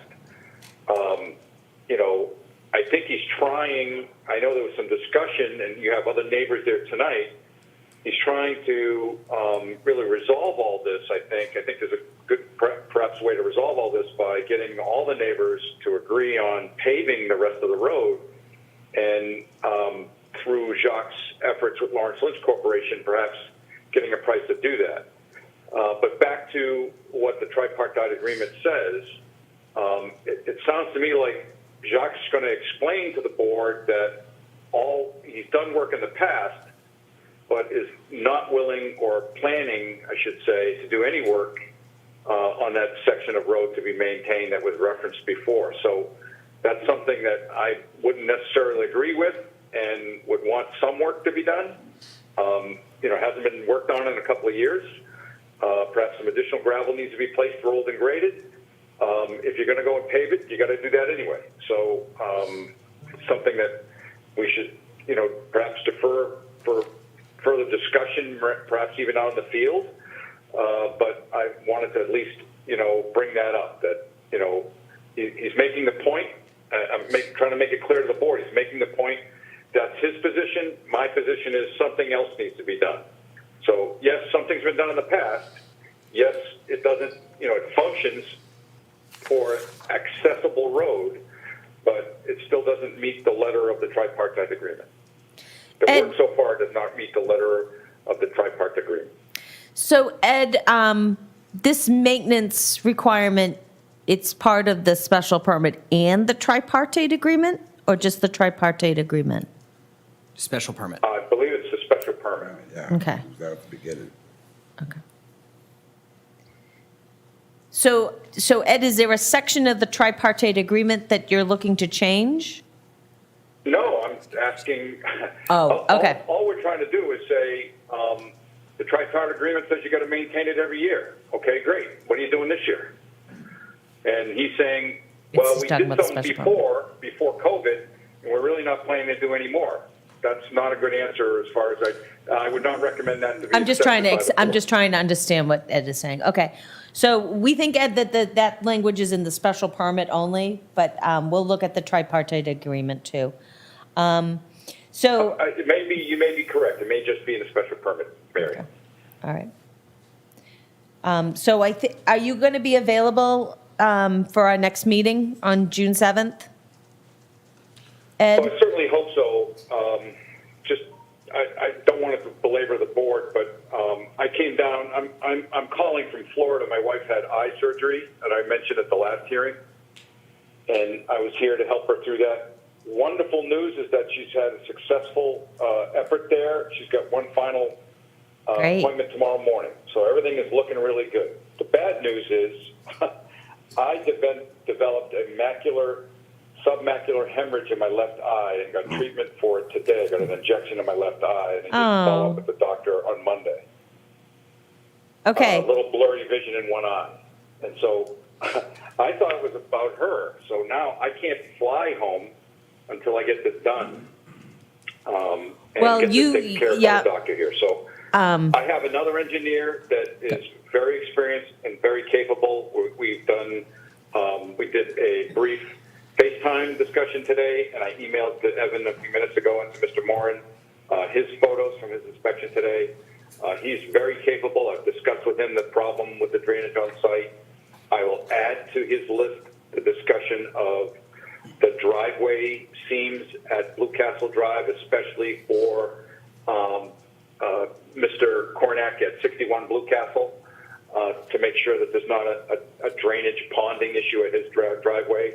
That's really not my engineering problem. It's the developer's problem, but we should certainly make sure everyone's aware of it and be careful of that. So I think in answer to your question, I think I should be back in Massachusetts on the 7th.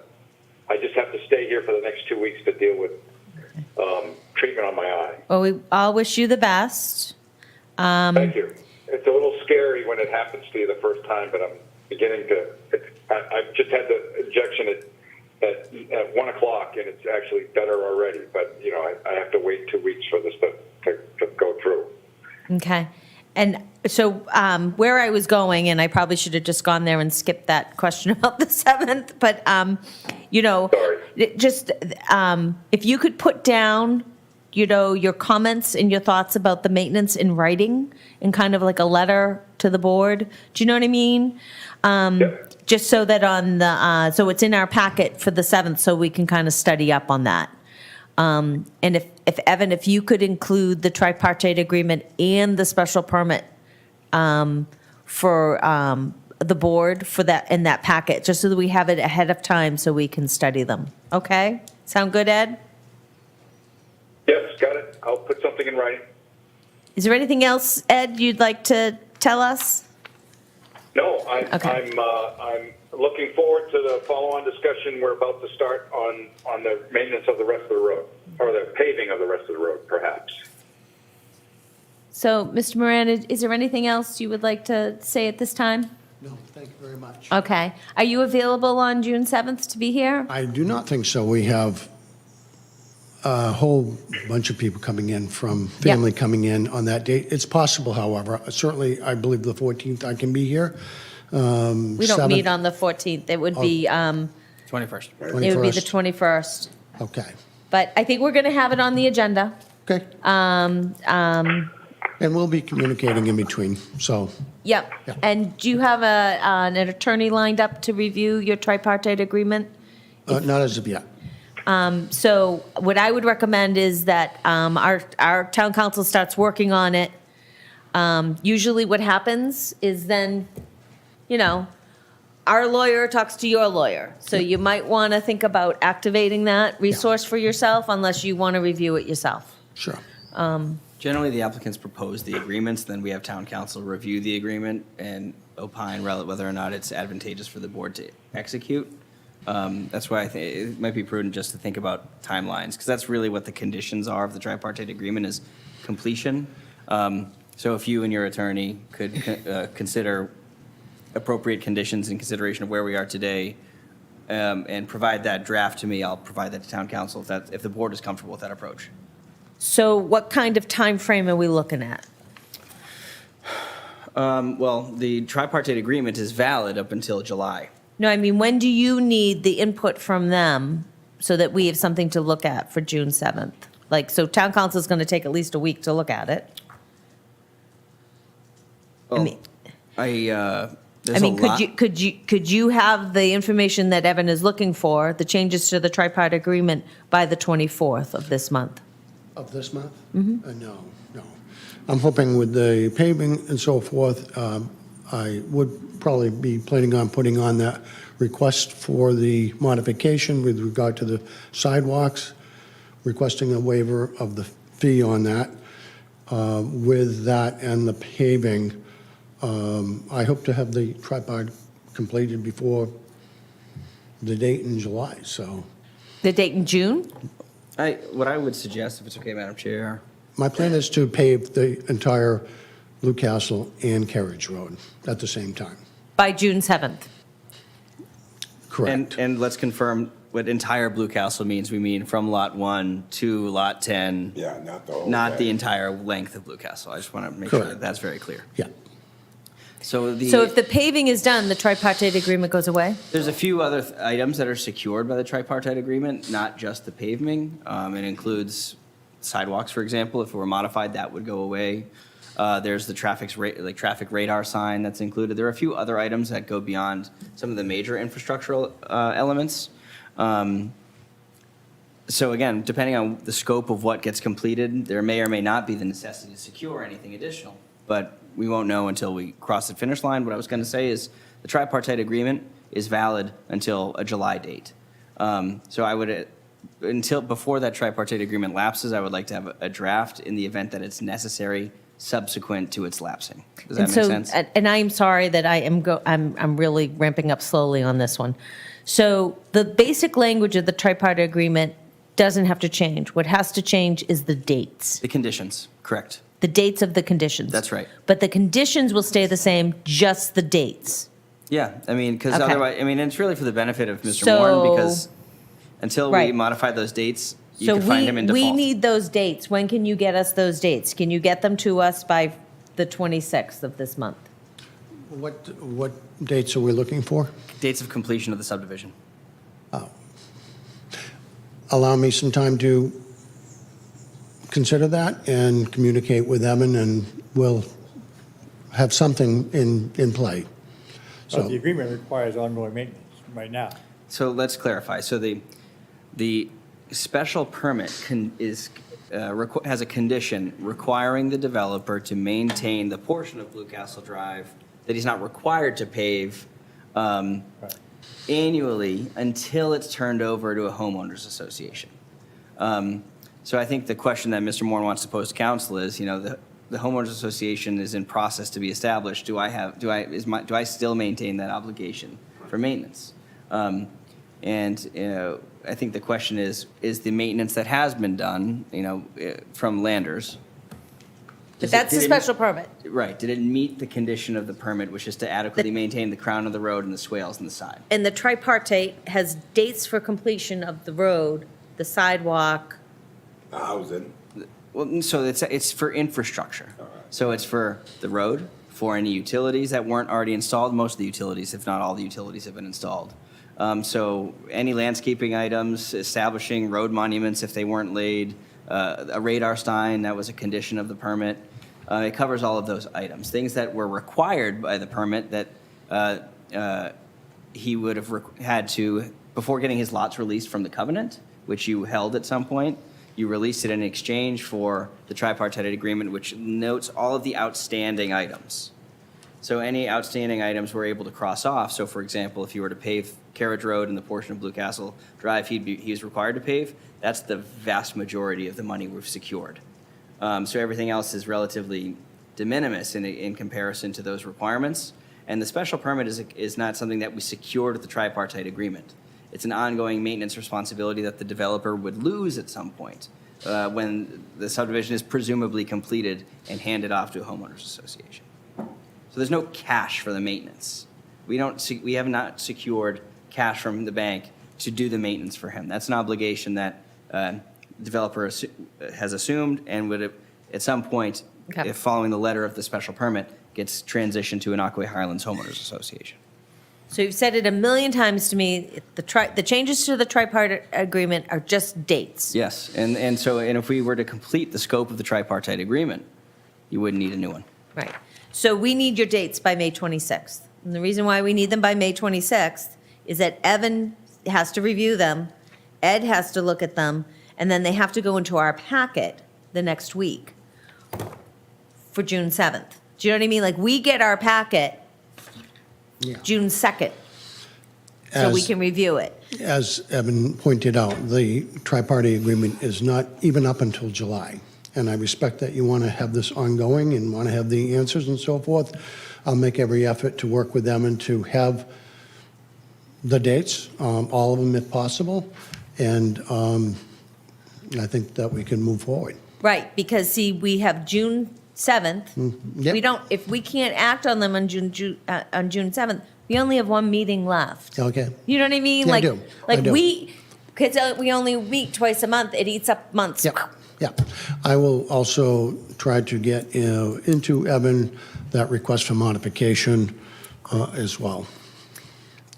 Yes, of the special permit, Correct. which is different. You're thinking of requesting Yeah. a modification for the sidewalks, Yeah, right? Yeah, All yeah. right. I don't know if the fee is due with that application, but requesting the waiver for that. Because it's a minor well, depending on how you view it, I guess. You still pay for our engineer, so. I'll discuss that with you Yeah. when you're ready to submit the application. Thank you. Any board member would like to venture into this? What's that? Does any board member want to say anything at this point? Mary, since I wasn't really around for this, I really need a summation of this whole thing. We'll get the tripartite agreement Why don't I again. take you for a tour over there and we'll talk about it with the permit? That would Yeah, be and if great. you read the special permit and see the plans associated would with the be special great. permit. Yes. And I know I haven't looked at that special permit, yes, sorry, but I've seen the tripartite agreement. So But we'll have all of that in front of us for our June 7th meeting. That will be in our packet. Compared to your street, it's Sunset Boulevard over there. Don't knock my street. So is there anybody else that would like to make a comment? Okay. If we left anything off the list, just email Evan, okay? Mr. Dorsey, I never thought that we'd be having all these meetings again.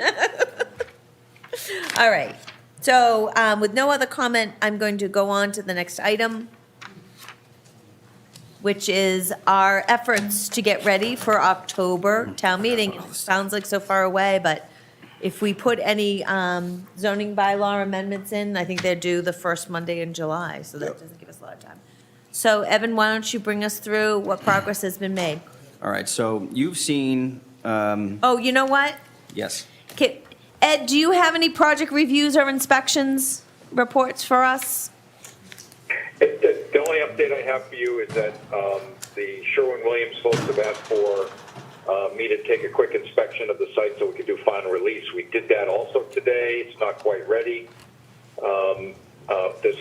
Basically, the grass in the detention basin has not been established yet. And the second thing was, at the last meeting, I alluded to the fact that I was meeting Chief Jack Phelan out on Teal Circle to discuss the two homes using a common driveway out there and the work that the developer, Scott Miller, had done. And we did a site inspection, and Chief Phelan found everything to be in good order and wide enough. We made measurements, took some measurements, kept some notes, and we just need to wait for the final pavement to be done there to close it up. But it all looks good. Okay, so if there's nothing else on the agenda for Ed, I'd like to let him go and recover quietly. Thank you. Evan, I'm going to shoot you an email about getting me a copy of the Concom violation notice, Rockaway Highlands, so I have that as well. No Thank problem, you. Ed. Thanks, Ed. Good luck All with right, your thank you eye. very much. Yep. These engineers are tough. Remember Charlie Riley came, he had like cataract surgery at 2:00 in the afternoon. Remember, he was here. I was like, what are you doing? I wonder if Ed and his wife have his and hers eye patches.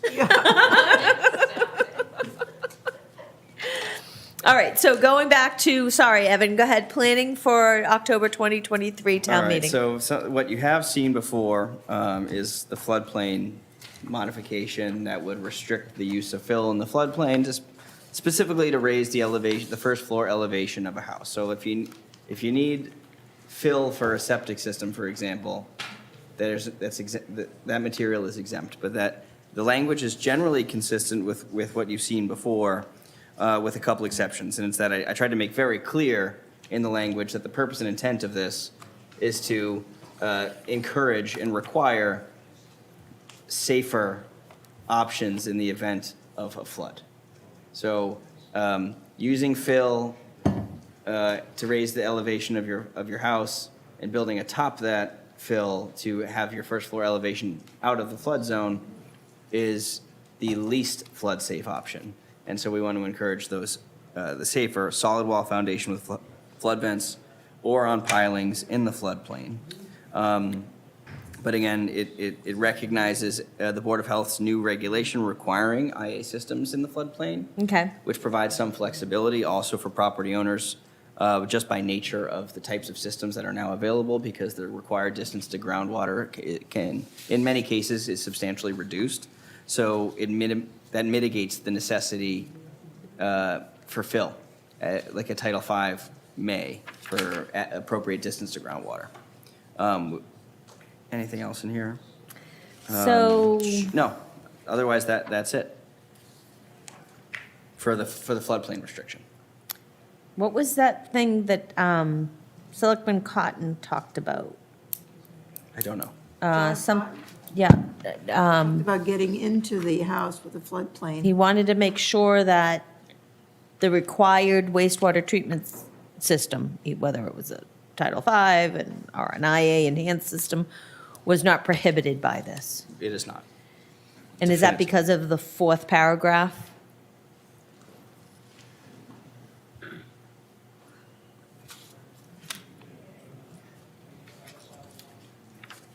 So the select board So you member. you cannot fill, There is nothing about this And- bylaw that restricts someone from being able to properly dispose of their wastewater if they have a home on it. but see how it has gravel? So, So Should there are we- exceptions here. yes, okay, it's, all right. So the fourth paragraph of the Yes. exceptions is any material required for the installation of a Board of Health approved IA system shall not be considered fill as regulated by this bylaw. Okay, that's what I was looking for, so it's there, all right. It just happened to be the 8th paragraph, I didn't get that far. Sorry. So, does anybody have any questions about this? Nope, sounds good to me. Have you sent this to the health department for review? The health agent has seen this draft. The Board of Health has not seen this draft in total to review, but I can send it to the Board of Health and can ask do for their that. comment. And is there anybody else that should review this before we take a vote on it? The building commissioner and the Board of Appeals and probably Concom. Yeah, Concom. You want to just send them all to it and say that the planning board is considering voting on this on June 7th? Sure. So we either need to, one of two things, their comments or that they need more time to comment. Do you know what I mean? Yep. Okay, so let's hopefully be able to vote on this June 7th. Okay.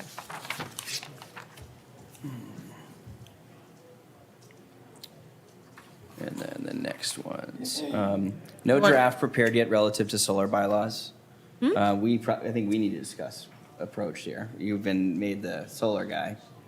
But I have he not prepared a glows. draft and I have not done any planning work related to any overlay district yet.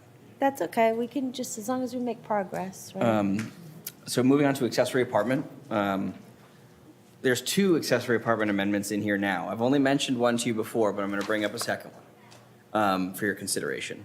So the first is, again, allowing someone to rent their principal dwellings and they live in the ADU. That's a certain amount of flexibility that is not currently allowed by the bylaw. So again, allowing someone to live in their ADU that they've constructed and rent their principal dwelling. That's one. The next item, the original accessory apartment bylaw that was by special permit inside of an existing dwelling calculated the minimum and maximum square footage of accessory apartments using a ratio of gross floor area of the principal dwelling, which really is not working well for detached units, either above existing garage or in a new detached unit. If you have a 3,500 square foot home, Say it you can again, have a start again. giant ADU. So say it again, so right now, it's linked with a percentage? All right, say it again. It cannot exceed 40% of Okay. the gross floor area of the principal dwelling, which was designed for something that's inside of an existing space. Right. It is not playing out well for larger properties. You can have a giant Oh, I see what you're second house. saying, because it's It could be huge, it additional. could be 2,500 square feet. So Yeah. I went through this in Sandwich. Sandwich has a hard cap. Accessory dwelling units cannot exceed 900 square feet. Oh, good. So I propose getting rid of the percentage and saying the minimum would remain at 350 square feet, but is not to exceed 900, and let it be that. Just, there's a typo, 300, you have 300. 300. In that. I have a question. You like 900 square Yeah. feet? Everybody good with 900 square feet? Yeah. Oh, yeah. Yes. Okay, 900 or less, right? it's gonna have to be Maximum between 900. 350 and 900. I have a, And it's also much easier for the building commissioner, and it's also cheaper for the applicant who doesn't now need to hire an architect to measure their gross floor area of their principal dwelling. Evan. Win-win. It's a win-win-win. When you said, like, I built an accessory apartment, and I move into that, Yeah. I can rent my house out to a B&B, like a B&B, or does it have to be like a year-round resident? That's a great question. We probably need to build in a We restriction for should build that. on that, because they have Okay. a lot of problems with that. So Yes, we want- We need to have a mirrored restriction that prevents someone from renting short-term their ADU, and we need to have a similar restriction in this bylaw for their principal dwelling. Right.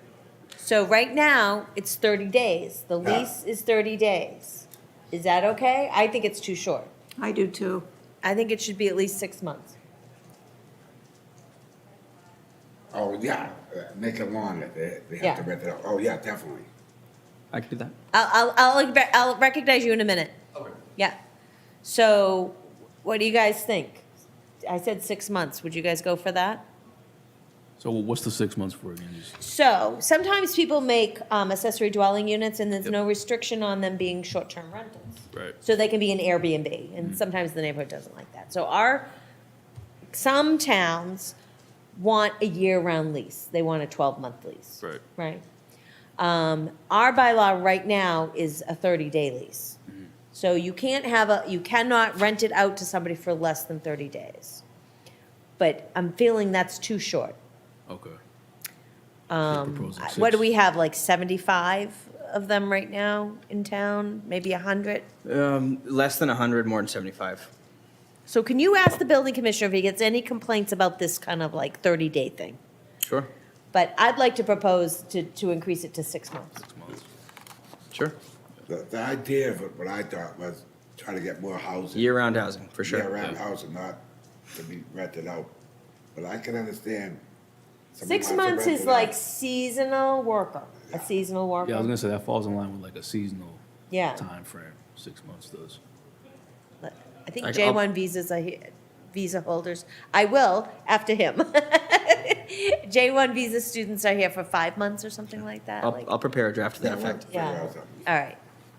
Michael, did you have something? No, I'm just thinking about the date, time frame. too. And I also need that question about property owner as listed on the latest recorded deed. I wanted to know if LLCs can be the property owner. Sorry, I forgot about that one. That's all right. It's just something to discuss. And sometimes these things, we might put these things on several little bylaw changes, because, anyways. Is everybody good? I'm going to open it up to the public. That's okay? Sir, go ahead. Come up to the mic. So it sounds like the intent of the ADUs is for year-round, but is it also for seasonal? And would 6 months be too long for a seasonal worker? Like if the It might be. J1 workers are only here for 5 months, then this would exclude them from what is kind of an ideal living situation for them. It's a small area, if you're only here for, say, 3 months, you don't really need a large area. So maybe an ADU is a good fit for the seasonal workers, just something to consider. So you're thinking 3 months would do it? Yeah, I think that would kind of mirror the peak tourism season. It's from the beginning of June to end of August, so that would give you a 3-month time frame for anyone that was coming in for that period. All right, let's think about it. 3 months or 6 months? We'll put our thinking caps on. Sir, State your name. because we don't know who you are. Richard Klein, 205 Ashes Path West. There's somebody on my street that we noticed last year is renting out on a weekly basis on an Airbnb. And what they're doing is they have an RV, and most likely they rent space or they own land, and they get in the RV and go. And for the summer, we notice quite a few weeks because they have a pretty decent-sized house, and we see 6 and 8 cars there. And one day I called the police because the cars were parked on the street, and our block, you really can't park on the street. So police came over, and they then came to my house and told me that they were part of an Airbnb, so they needed extra parking.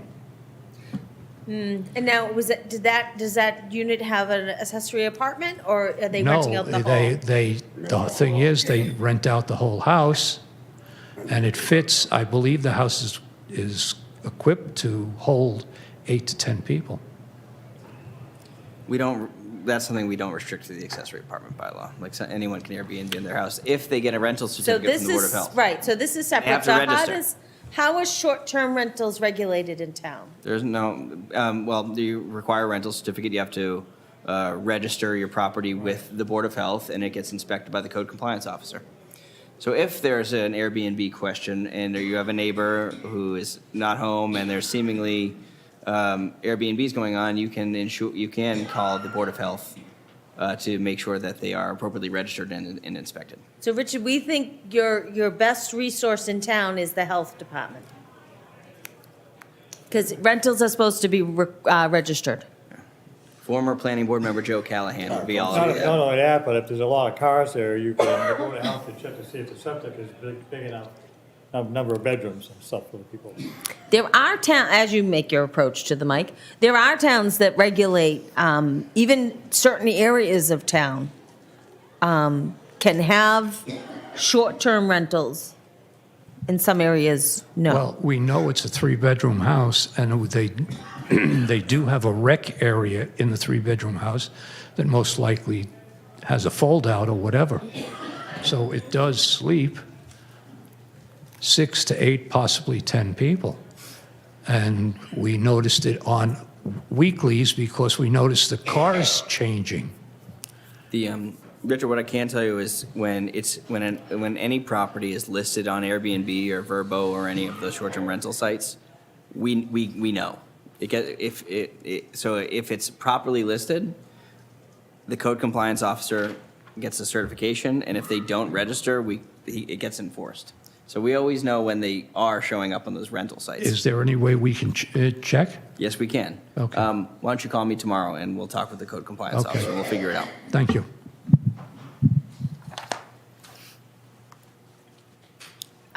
Also regarding that, the floodplain, Yes. can you send that to John Cotton? Yes, I can. Okay, thank you. Okay, are we good moving on to the from the accessory apartment to potential raise and replace amendment? Yes, I did prepare an amendment to raise and replace, as I said I would, consistent with the Dennis approach, which I think is a good approach, but some of the language Dennis uses, not Dennis Balzerini, town of Dennis, I know, I'm like, Dennis is busy. is very confusing. And so I think after much reading and consideration of the language, I think I understand it. However, I would not recommend we put forth the bylaw as I've drafted it today to town meeting. I think we need to develop some understanding of what is being contemplated with the language and simplify it, because if I'm confused, everyone's confused. But essentially, I need to find my copy. Can't find mine either. I have it, oh, that's the I tree think bylaw. it's after the tree bylaw. Sorry, I'm just getting super disorganized over here. It Do you happens want- to me. Do you want me to make copies? I have it somewhere. Okay, take your time, we'll take it. Can we take a recess? Sure. Let's take a recess. Good. Thank you. Have fun, Dale? Oh, tons of. Oh, yeah. Oh, Christ, I don't know what's the matter with me. You all right? Can't find it. So I read it, I marked it up. With the Dennis bylaw.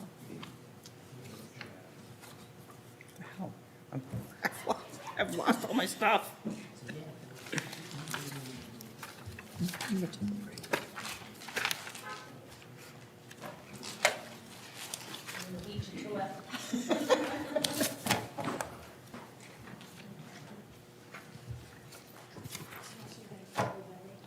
Ah, I got it.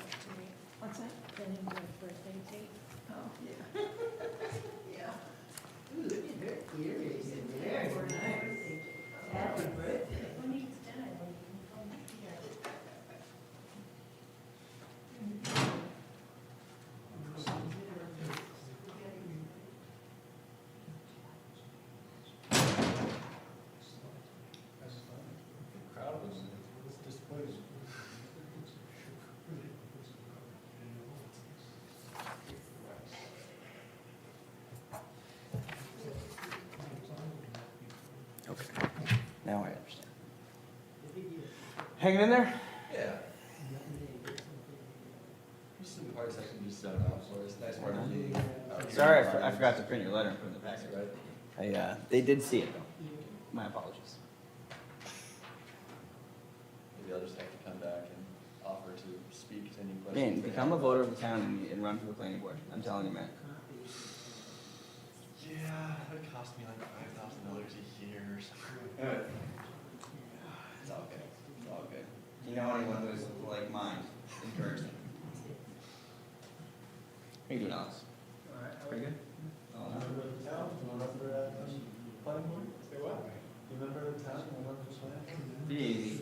Survey sitting on the board and writing an article. Conflict of interest, somewhere. Nah. You just have to say that you're on the board and then it's not conflict of interest.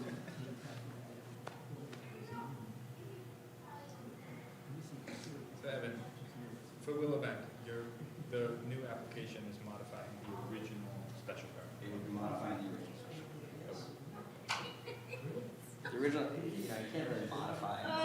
You can't modify and modify. And remember the neighborhood said that they didn't start the work Yeah. within 2 years?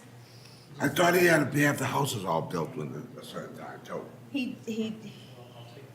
he's supposed to. Yeah. But that, I gotta read all that stuff again.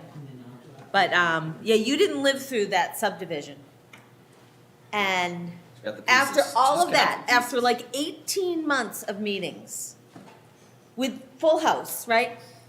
Then you have 2 years to exercise your special permit. And I was the one that let it, I said, well, he did, he went a week before. And he cut But down it's- some trees. And I says, well, he did, and he did do it though, I mean, he would've Right. sued us, ain't he? So we said, it started, it's still good, because we were like, we're not going through that again. And then Tom Fadala was the town planner at the time, and he was like, Mary, I think we should allow him to come back and modify the special permit, because he had like new ideas. And I was like, no, I'm gonna quit. Oh, man. I found my copy, Mary. So. Oh, good. So this is raise and replace. Yes. So I. Wait, Dale's not here. Oop, my bad.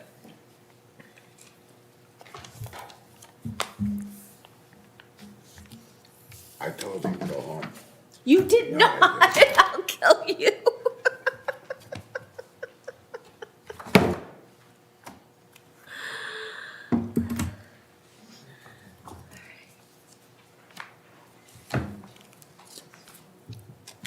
Look at that. Huh? Look at that violation. Come on then. Yeah.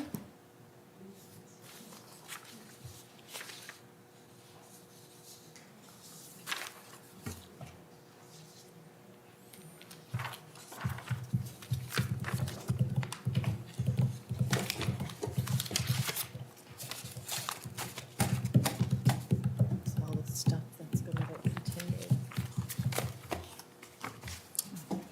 So you can tell that people are starting to think about the elections, because I'm getting like phone calls from California, from DC.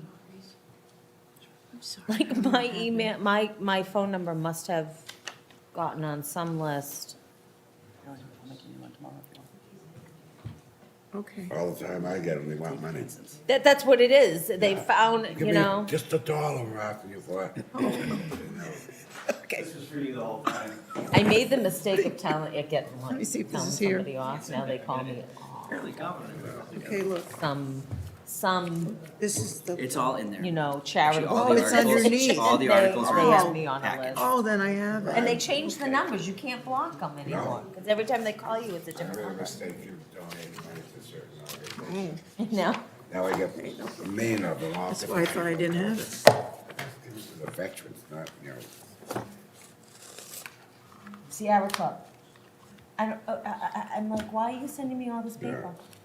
Oh, yeah, it's like waste of paper. They Like always they send send me me gifts. I'm free like, gifts, yeah. I have free notes gifts. all over like, mine. stop. and I don't want it. know I'm what supposed to happened be like consuming less.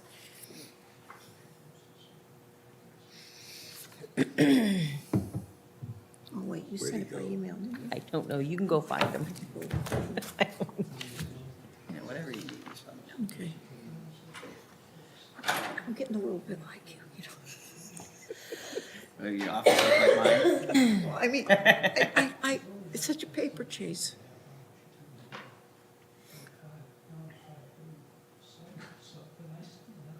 Okay, I like the first two sentences.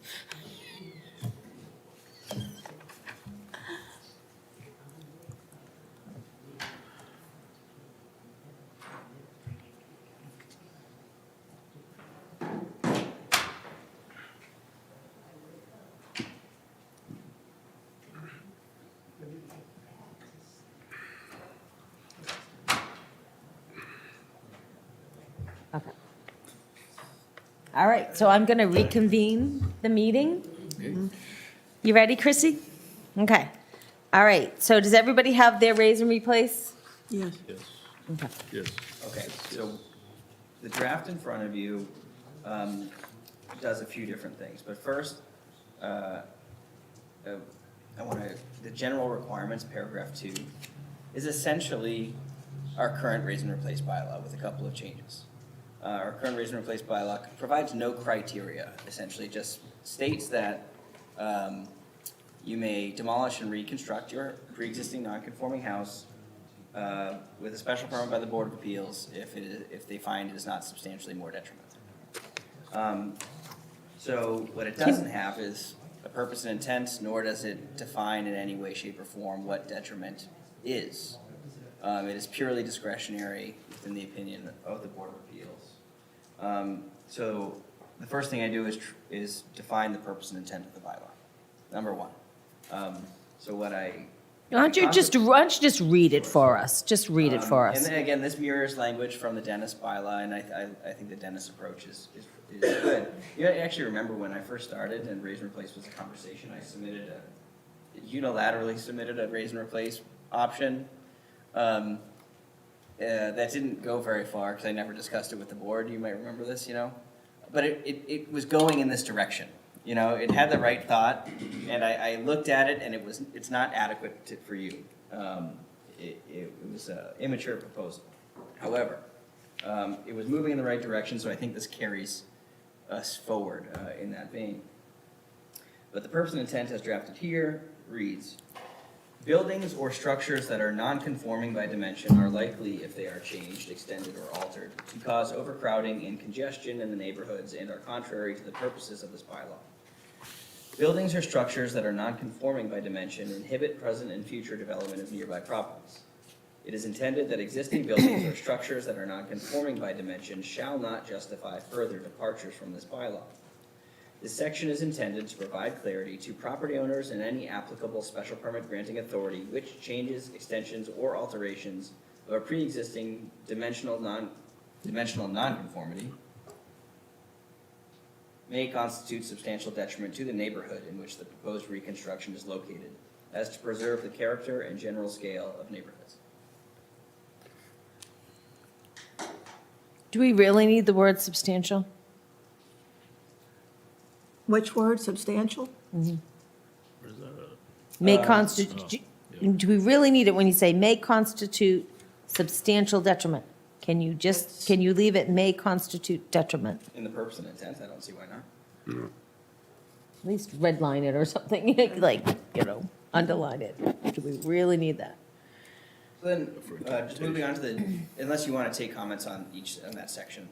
I like it. I like it. I think that you could say that the purpose is to preserve the character and general scale of the neighborhoods, but as long as what you're saying ahead of time doesn't take that off. Like, the real purpose is to preserve the character and general scale of the neighborhood. You know what I mean? So that's why I'm like, oh, you have substantial, that's not really, the purpose is not to determine whether it's substantial detriment or not, it's to preserve the character and general scale of the neighborhood. But so as I get further, you also note that we're defining what substantial detriment But that's not the is. purpose or intent. Do you know what I mean? That's the only thing is I think that last sentence, I think somewhere in there, we have to declare that the purpose and intent of this is to preserve the character and general scale of the neighborhoods without any precursor in front of it. Okay. Do you know what I mean? Yeah. And I think we want to state the purpose as early and so kind of as early as possible. Put that as the first thing? Yeah, just Yeah, so they purpose. know right off. Yeah, this is what this is for, and then we get into the intent, and then why, All right. what, Yeah, I got it. I'll do that. what looks good. I mean, the information within it. I'm just gonna flip the structure of the paragraph. Yeah. Where the opening sentence is, this section is intended to provide. And then at the end of preserve the character and general scale of neighborhoods, period, this first sentence of the current draft would begin. So I'm just gonna flip-flop the paragraphs. Does that make sense? You'll see it in my next draft. Yes, okay. See it to believe it. Moving on to general requirements, again, this is generally consistent with the current raise and replace language with a couple of exceptions. So it reads, no pre-existing non-conforming single or two-family dwelling structures shall be torn down or rebuilt on any lot unless there is an issuance of a special permit from the Board of Appeals. And here's a caveat, unless the proposed reconstruction qualifies for an exception as defined in this chapter, which we'll get to, or is otherwise buildable pursuant to section 174.21 of this bylaw. So that's new, and I want to explain the necessity. Or not the necessity, but where I think it's prudent to include. One thing that's kind of an open-ended question for the building department, and we've debated a fair amount of times over the years, since raise and replace has been adopted, is for pre-existing we have a language in the zoning bylaw that governs the ability to develop a vacant pre-existing non-conforming lot. So if it's on a plan approved by the planning board and has not been held in common ownership and has been released from the covenant, it's a buildable lot. So it's like, the question that we contemplate is, if there's an approved subdivision plan endorsed by the planning board, and someone were to tear down a house and leave it sitting vacant for some time, could they come back in and submit for a permit thereafter? Presumably, they could, in accordance with the applicable zoning criteria At in the existence time. at the time of the original subdivision approval. So I'm wondering if it's prudent to recognize that reality in raise and replace. What I'm getting at is, I want to try and incentivize for raise and replace for property owners to do a couple things. One, build within the existing footprint, for example. Instead of requiring a special permit for that, and I'll get to this. If you're building within your existing footprint and you're not creating any, you can do that by right. Yeah. That's what I'm proposing here. So I'll keep going through. So you're suggesting that there's no abandonment? Well, Time would determine whether it's abandonment. 2 years. this is a question for the board. I mean, Okay. we don't have to do this, it's not a necessity, just something that we debate in the building. We add in this section the language, not substantially more detrimental to the neighborhood than existed prior. And so the only change is really relative to section 174.21.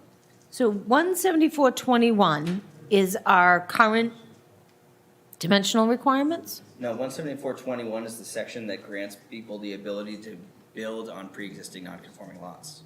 Right. So on those lots, you can't have non-conformities, right? You can't like extend a non-conformity. Okay. Because it doesn't exist, but you can build pursuant to the applicable to the criteria at the time of the approval. So if it was, a 30 front, 15 side, 15 rear, so if you presumably were to tear down your house, you could build within those criteria, but you wouldn't obviously be allowed to have any nonconformity. So it levels the playing field, and it doesn't require them to go get a special permit to do it. It's So how many of these lots do you think there are? Probably very many, like very, very many. And right now, what do they have to do to build? Right now, it's like, if there's a pre-existing, we're not seeing a lot of the demolition of these homes and replacement of these homes because they're relatively new. But it's just, we're trying to future-proof it. I see. And create a more efficient process where we're not exacerbating non-conforming issues. Because if you had a vacant lot today and it was buildable pursuant to 174.21, why couldn't you demolish your house and rebuild it within the same parameters? You should be able to, right. Okay, You understand? yep. All right, I'm getting it, okay.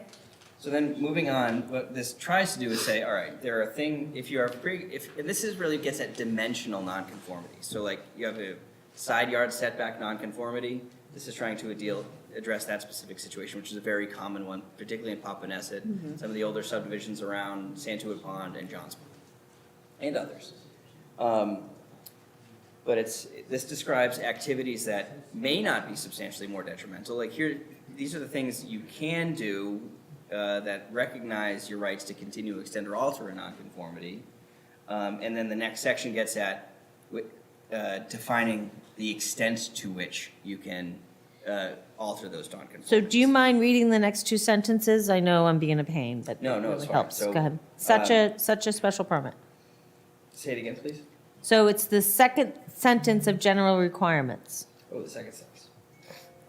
Starts with such. Such a Such a special permit may be granted only if the zoning board of appeals finds that any changes, extensions, alterations, or reconstruction of the pre-existing nonconformities, are not substantially more detrimental to the neighborhood than existed prior to the removal of the existing structure, and that there is adequate land area to provide sufficient parking. No new nonconformity shall be permitted. Reconstruction of nonconforming structures that propose new nonconformities shall not be eligible for zoning variances. That's a new language as well. Say that again, reconstruction. So currently, our What was it? current Wait, race wait, replace wait. bylaw contemplates the ability to add new nonconformities. Just read it, just read it, just read it. Non, No new nonconformity shall be permitted. Reconstruction of nonconforming structures that propose new nonconformities shall not be eligible for zoning variances. so you can't, this would prohibit increasing the nonconformity. You can't create another This does not allow you to create a nonconformity. nonconformity with or without a variance. Currently, you could presumably obtain a variance to have a new nonconformity. They've never been issued, but why even allow it as a pathway? So can you increase the nonconformity? We'll You get there, okay. We'll get there. All right, So the answer to that question is yes, but within a certain scope. okay. So getting to the next section, findings by the Board of Appeals that may not be substantially more detrimental.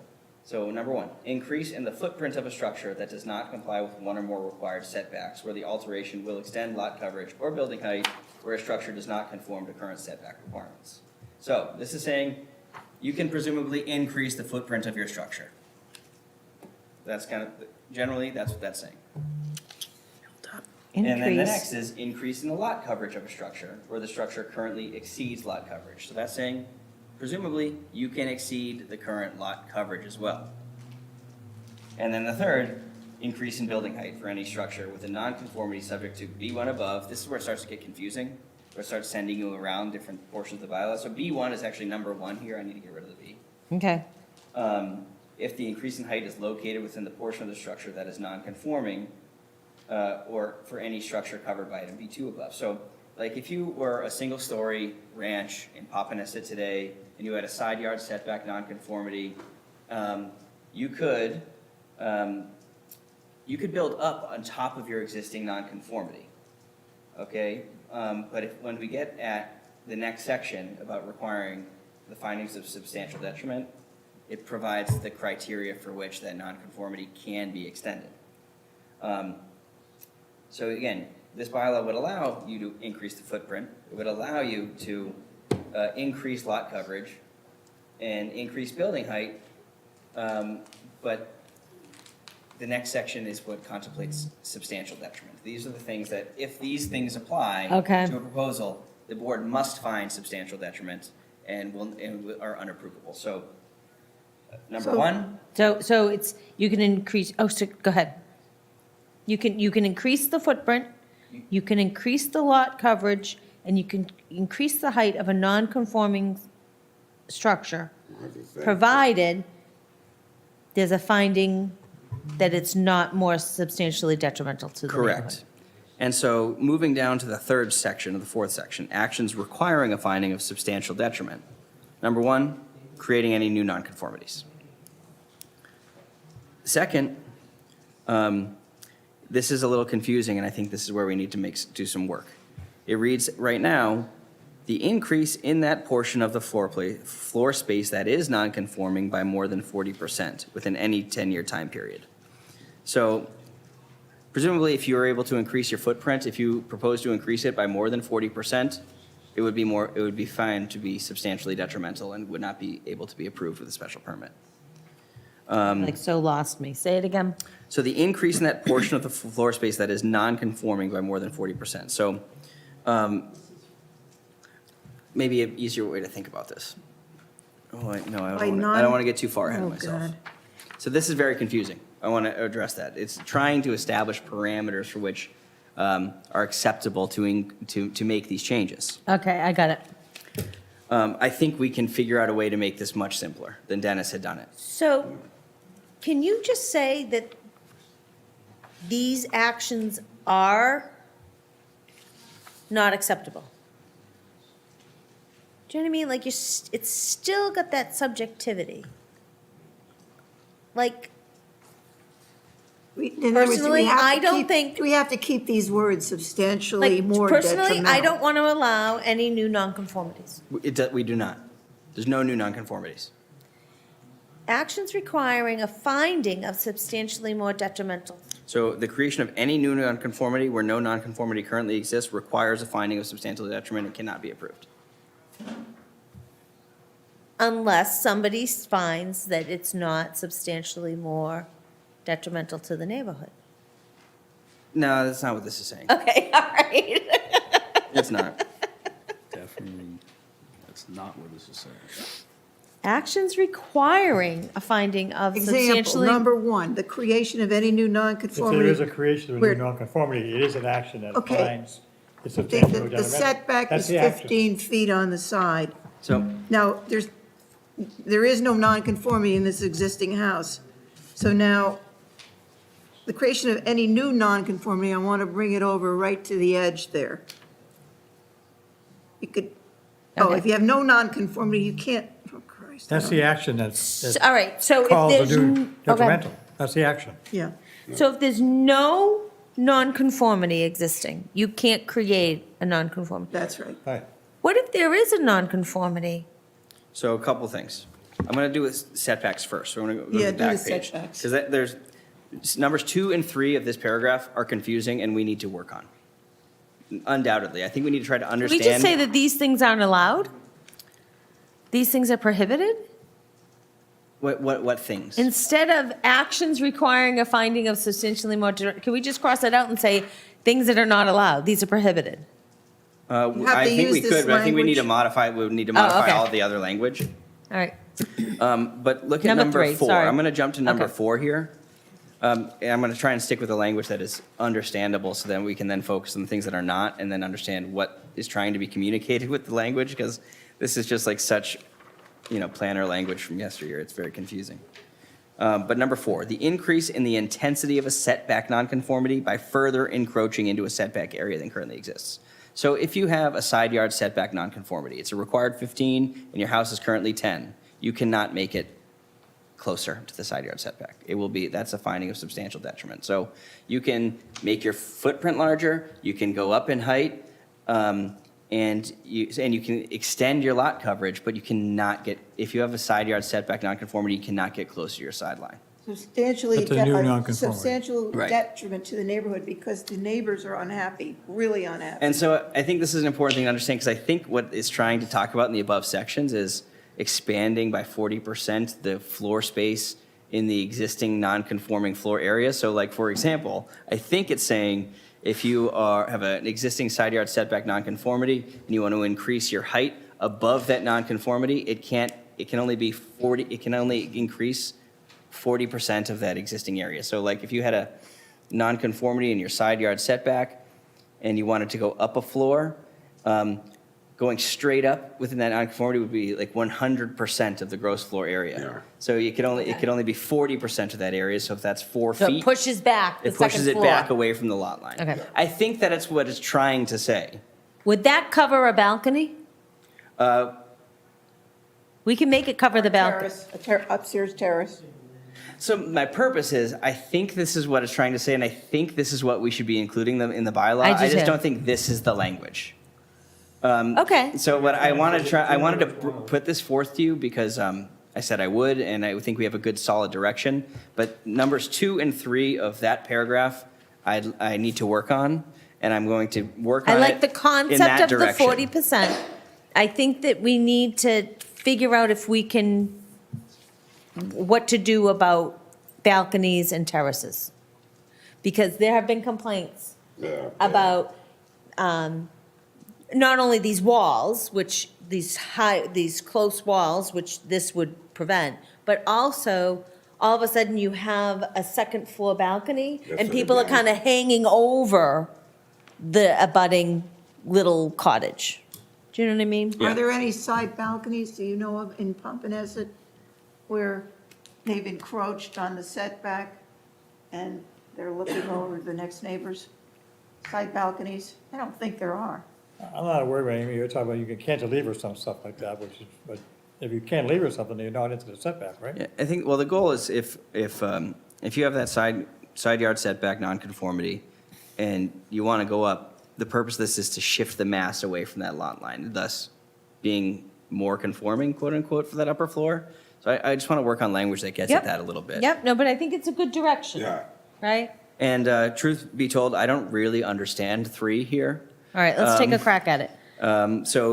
The addition of floor space to a lawfully pre-existing non-conforming structure on a site that exceeds the maximum lot coverage requirements of 17431, that's the land space requirements table. So in Papaneset, that's 25% lot coverage, and everywhere else it's 20%. If said addition would exceed a floor space to lot area ratio, it's probably ratio, The floor space lot. excluding basements and covered decks. So Uh-oh, wait, what word did you use? And what word did you change? if said addition would exceed a floor space to lot area ratio of 30%. I think that's what that should say. Yeah, so it's a limit on new volume.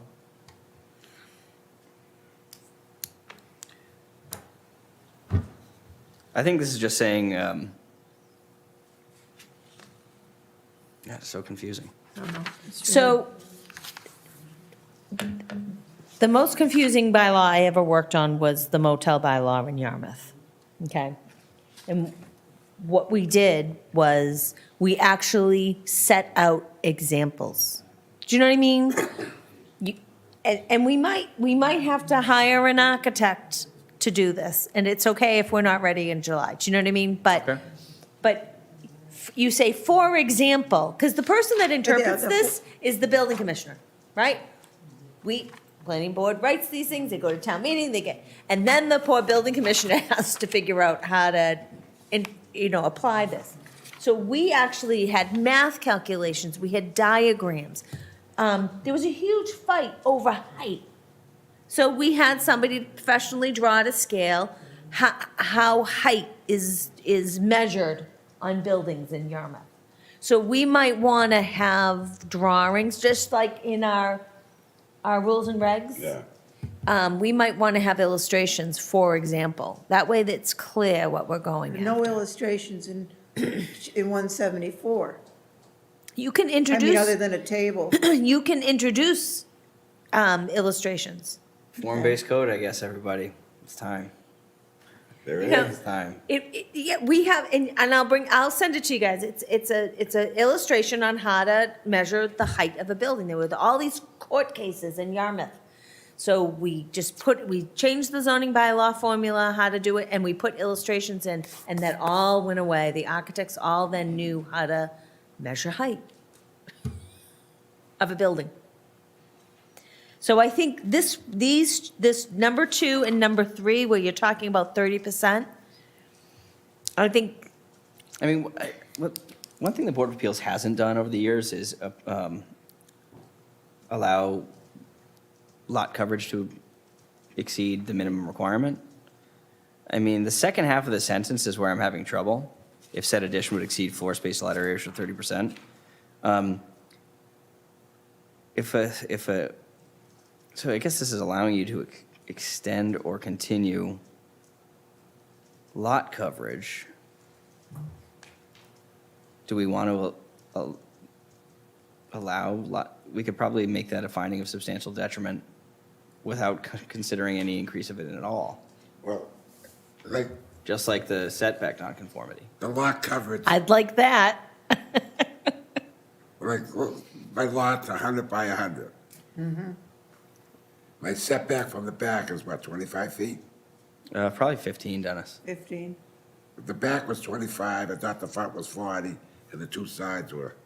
But 15, anyway, 15, and but anyways, 40. It's in the tree bylaw, if you want to. okay, Yeah, my house, I have 10, 15 more feet before I hit that 25-foot setback. So I could build my house to that point, right? Yeah.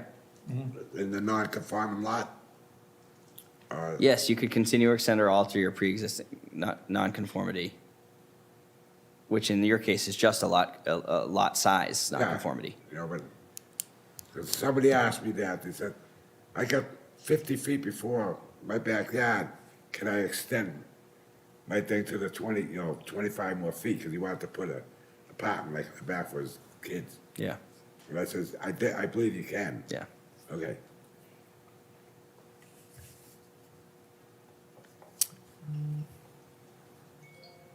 Understood on that one? On number 3 of the back page, top line. I don't think there's an opportunity to finick with, I don't really, I think I need drawings. What do you mean by the increase Can in the we, intensity? can we ask Rodney about, to give us money to hire an architect to do some drawings? sure? You want to take a vote? Sure, I make a motion, yes, Ryan, give us some money to hire an architect to set up some drawings of the heights and whatever other drawings we need. To help us illustrate the raise and replace proposed bylaw. Sounds good. Architect or engineer? Right? Yeah. Okay, Either is there a second? Second. All in favor, say aye? Aye. Aye, okay, go get some money. Cool. I mean, it's confusing. I'll It gets I'll confusing. call him, Extremely I'll confusing. call him. But I'm telling you, illustrations will make it happen. And then the one addition to this section that's specific to the Papaneset Overlay District is that if any reconstruction of a single-family dwelling in the Papaneset Overlay District shall not utilize or render impervious any portion of the lot. Your driveway's going to be gravel. Oh, Yeah, so is that a good thing? I think it's a good thing. Okay. Yes. What do we do for, so I've been hearing some chatter about, okay, this building, okay, is allowed, da-da-da-da-da, and then they hardscape the rest of the lot. But it's not considered lot coverage. Correct. Not a structure. It's lot coverage by structures. Can that be zoned? Can you say you can only have certain percentage of your lot can be impervious? Hardscaped.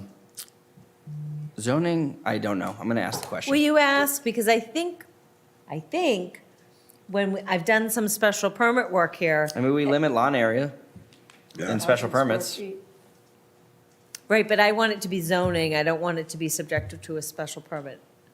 Do you know what I mean? Yeah, I do. Yeah, Yeah, I know exactly what you mean.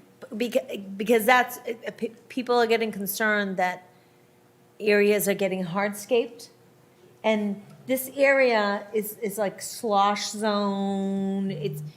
Yeah. It's not, it might not be right in the, like, velocity zone, but it's like close to it, and it's only a matter of time with sea level rise. That these hardscaped areas with these raised septic systems and all that stuff, when the water comes in, it's just gonna get into a channel and velocity goes up, and then it ends up doing more damage. Any reconstruction of a single or two-family dwelling that renders any portion of the lot impervious, if you build a giant patio on it with blocks, that's impervious, right? So you're saying Essentially. you can't build a patio like that? Well, you can, you just make it pervious. You can, Well, what is I mean, you pervious? got, you know, stone, and gravel, and as compared to hardscape. gra- Okay, And there's well, pavers. Water would seep in it. Pavers can, Instead of yeah, running off. pavers, yeah, well, it'll soak in. It- I'd love to make There's a some certain type of progress on pavement you that. can have that's pervious, that's, Yeah, mulch or gravel or something that water can seep in as compared to running off. There's also, isn't there asphalt that is? Yeah, there's asphalt. Yeah, You have to, there's- right. There is like an Pervious asphalt that is asphalt. pervious. Yeah. you have to maintain it. You have to clean it. Sweep it every year. You've just. Vacuum sweep it. Vacuum sweep it every year, but We can probably provide some So performance standards. concrete relative- patio would not be pervious. No, No, Can't no. do that. no. well, yeah, I think that we should tackle that issue. Try to tackle that issue. Cool. Can I proceed? Yes, And please. then just looking at exceptions, so this, another thing that's not included, this is incentivizing people to build modestly, right? If you voluntarily demolish and reconstruct your home within the allowable setbacks of today's bylaw, you can do so with no review. You just tear your house down, you rebuild it, no problem. By right. And then same as goes for things within the same footprint and same building height and the same volume, more or less, you can do by right. So like if you had an existing side yard setback nonconformity, but you want to reconstruct your house in the exact same footprint of the exact same height, you can do that too, Or less. or less. Okay, that's what that or less is, right? You don't have to put the or less. Oh, it's supposed to be more or less. So essentially the same volume, but not maybe you have a different gable, or, you know, you have a dormer that you didn't have before. Right. So it Yep, allows some flexibility in the volume, but essentially the same. yep. That's it on that one, so far. I understand that this one might be a more lengthy review process. We have 2 months to go over it. I just think those two sentences in the back that are bothering me, that we need to provide some clarity for.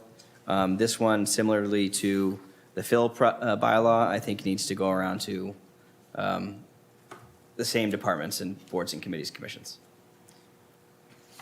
I'm sorry, say that again? So like the ZBA, Concom, Board of Oh, Health, this Building Commissioner. does, yeah. I think that we need illustrations like right away. Oh, we'll work on that. All right. Don't you think that would help? That would help me. Yeah. Well, you could probably find a ton of examples of problems that you could use Sure. that are in existence now. Now, could the ZBA say, just ignore this and say, we've decided this is not substantially detrimental and move on? So the They can always say, ZBA could, "We use our own and discretion." they could do something that's contrary to the bylaw, and presumably it could happen if no one appeals it. Right. Correct. But if they do that and it were appealed, there would be no standing. Okay. So it would be very unwise for them to do so.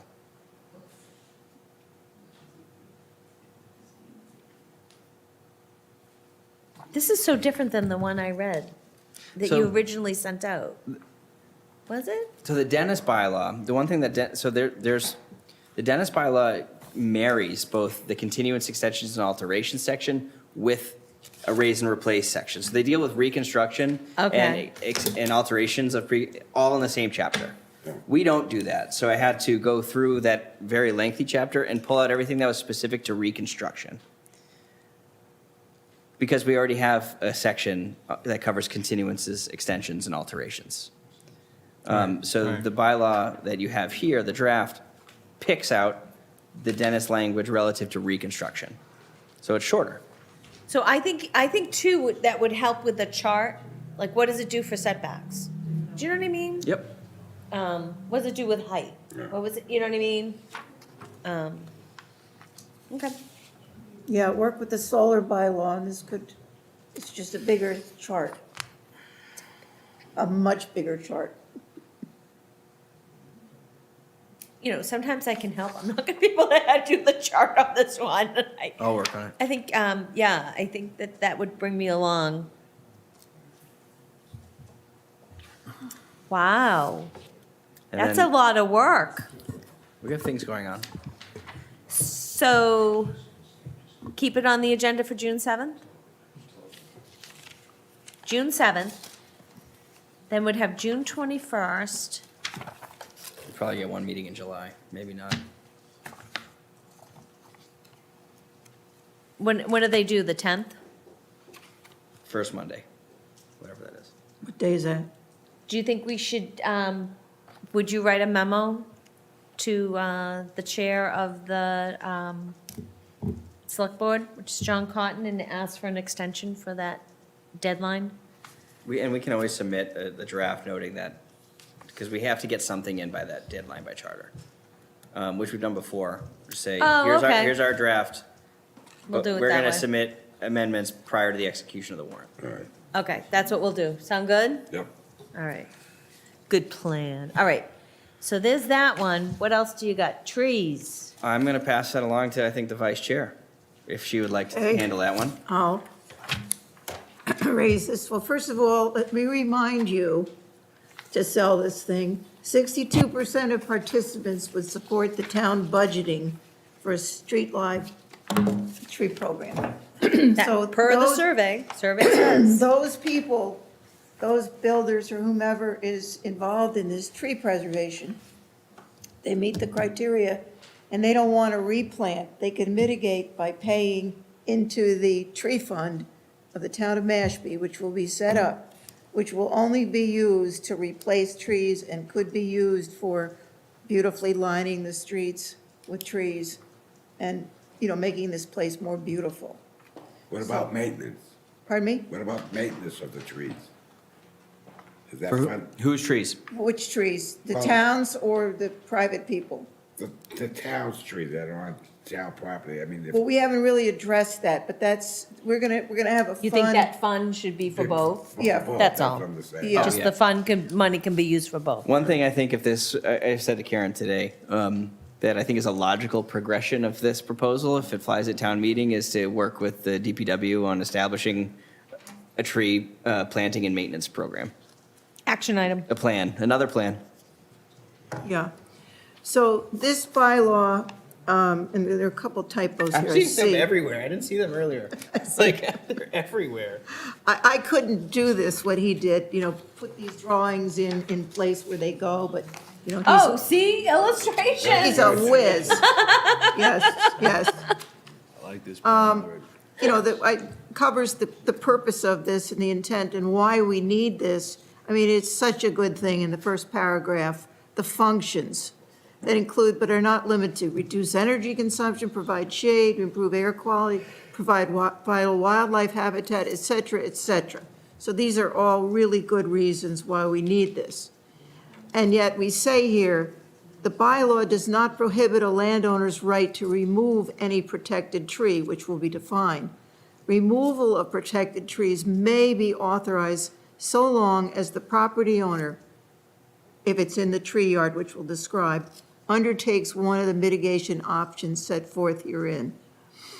So either they have to, if it's a certain diameter, they have to replace the tree with, you know, if, let's say the diameter is 10 inches, you know, just for argument, they have to replace it with 5 2-inch trees, let's say.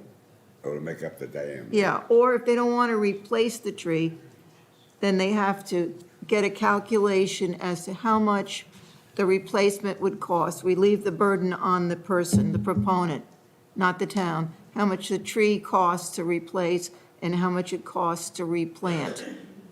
So they have options. They can replace some, they can kill if the tree is dead, if it's really dead, or it's threatening, or it's an invasive species. They're not protected trees, so those go. So here are some definitions here. If it's a building activity, these are the issues which create the tree preservation, which acknowledge the tree preservation bylaw.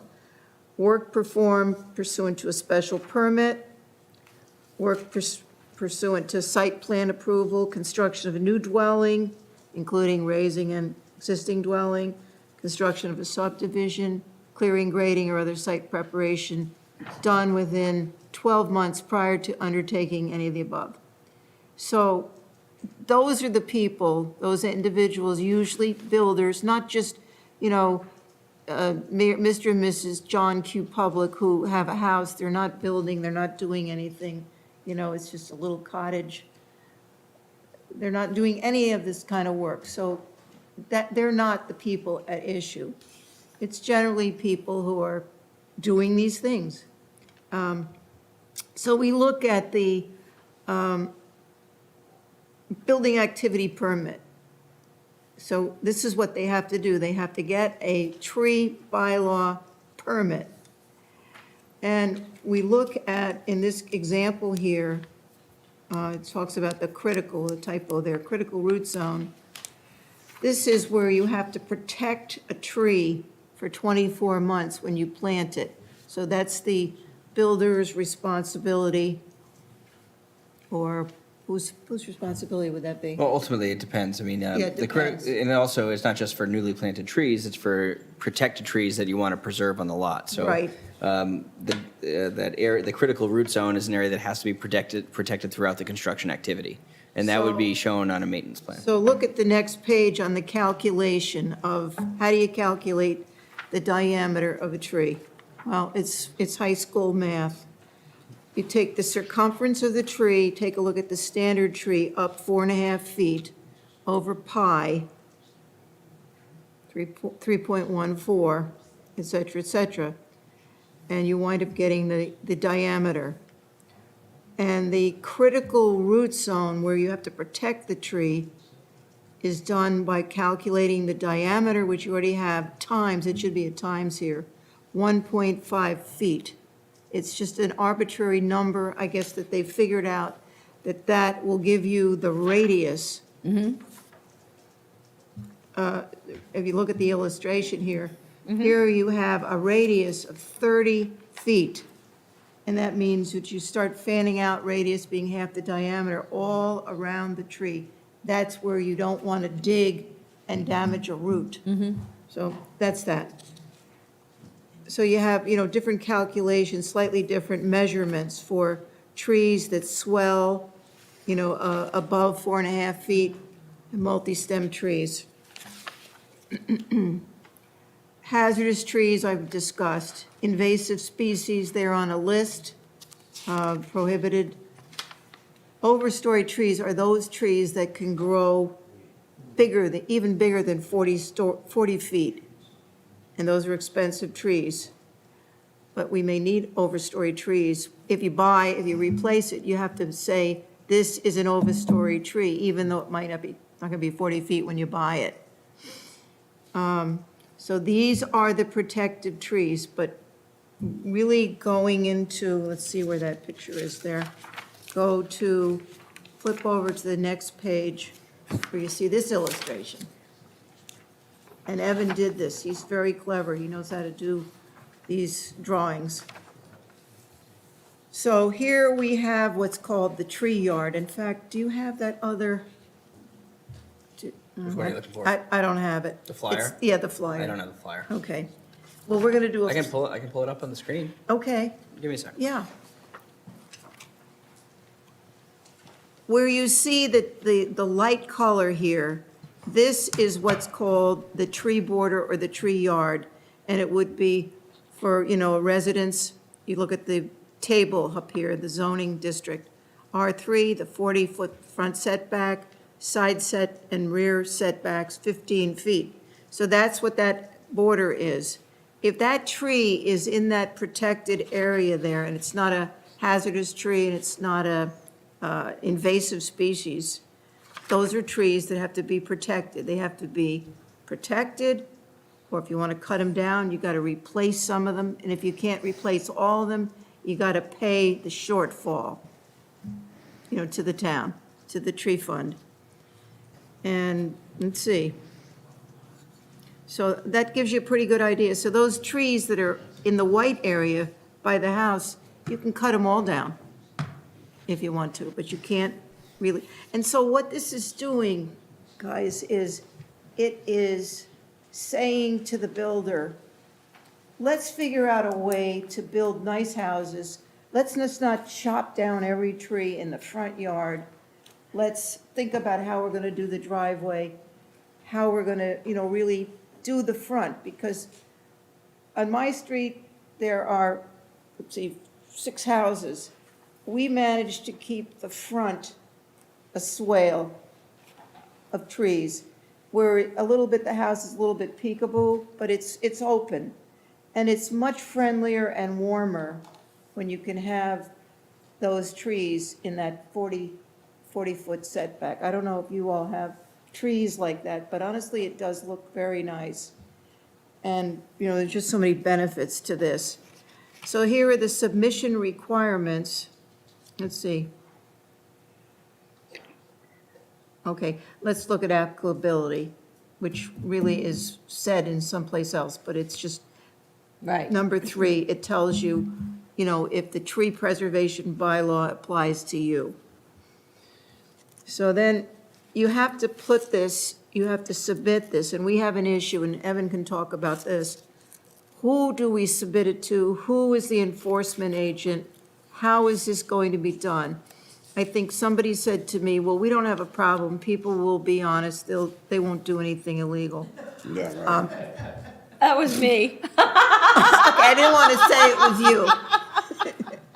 But, you know, people will. I heard somebody say, I heard a landscaper say to me, hey, lady, if you make me cut down my trees, I'm going to drill holes in all the trees So that they die. so they die.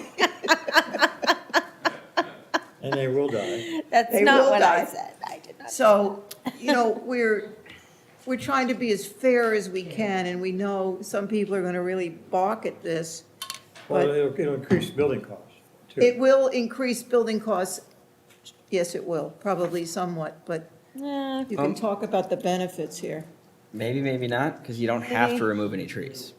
Now, do you mind if I summarize this real quick? Yeah, So essentially what the bylaw does is define the tree yard. The tree yard is the applicable area on any given lot where trees may be subject to review for removal. Everything that's not in the tree yard is not considered a protected tree. So anything that is of the size defined in the bylaw and is also located in the tree yard is governed by the bylaw. And if you wish to remove a protected tree that's within the tree yard, so anything that at breast height is 6 inches in diameter, you need to either, if you want to remove it, you may do so, but you'll need to either replace it by replanting trees, which we propose minimum 2-inch caliber tree, and you need to mitigate 1/2 inch for every inch removed. So it's actually less restrictive than many other of the bylaws we reviewed. We don't want to make this like That's overly interesting. burdensome. So if you have a 20-inch tree, 20-inch diameter at breast height tree that you want to remove, you would need to only mitigate for 10 inches. Is that right? yes. So You said it correctly. So you would need to replace 5 trees at 2-inch caliper, or you would pay for 5 trees at 2-inch caliper.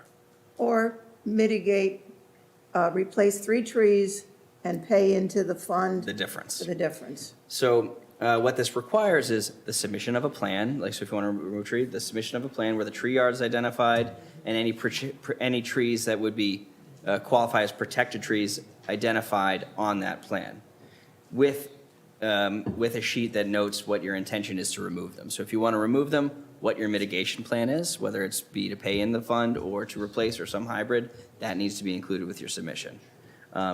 What is unclear and we needed to work through is Who's submit going to to who. process these? So I think, in my opinion, and what I relayed to Karen is, I think it's important for the function of this bylaw to not burden people additionally with having to come to the planning board every time. But I think it should be an administrative review, with the Oh, yeah. planning board being the, like, appellate court. If someone disagrees with the decision of staff, Yep. they come to you to appeal. The question, so like, my office presumably could receive the applications and process the applications. What I lack is boots on the ground, someone to go and assess the existing conditions, review the plans. I think I could do some of it, but not all of it. The town manager has indicated the code compliance officer could be tapped in for this, but this is the portion of the bylaw that I think we need to understand. It's the administration and implementation of the program, because I actually think what we put together, what Karen put together, is understandable and relatively simple. It's not. I don't find this to be rocket science, but we want to make sure that if we are going to approve a program, we have the capacity to make sure it's successful. You know, one of the things, and I'm going to pass this out to you next time, we saw in Linfield, Mass., which I don't even know where it is, but I mean, I'm very familiar with their bylaw, Oh, sure. for sure. They lost 50% of their canopy over, I think, a period of 10 or 15 years, something like that. And we don't have, you know, a drone to fly over this town to see what it looks like now and what it looked like say in 2000. But if we keep going the way we're going and don't respect the trees and do something like this, you know, there's going to be quite a bit more building and more trees coming down, and I don't want to create, we don't want to create heat islands here, right? And everybody was so upset when they saw on Mashpee Neck Road, that lot that got clear cut. Right. I mean, everybody got upset about that. There was 2 lots down It- there. Two lots, yeah. And And, you know, the house on Yard Arm was clear cut, and I do have pictures of it somewhere. A house is built on it now, but there were trees in the front yard all around, it was a completely covered lot. And every tree was taken down such that when the house was finally built, that house butts right up against Willow Bend. They see the whole roof, you know, it just, it killed the look. But it's, somebody could do this and then landscape the tree they yard, could do, yeah. right? They would just have to replace those They're not protected trees. replacing giant trees, they're just replacing, With you know. native.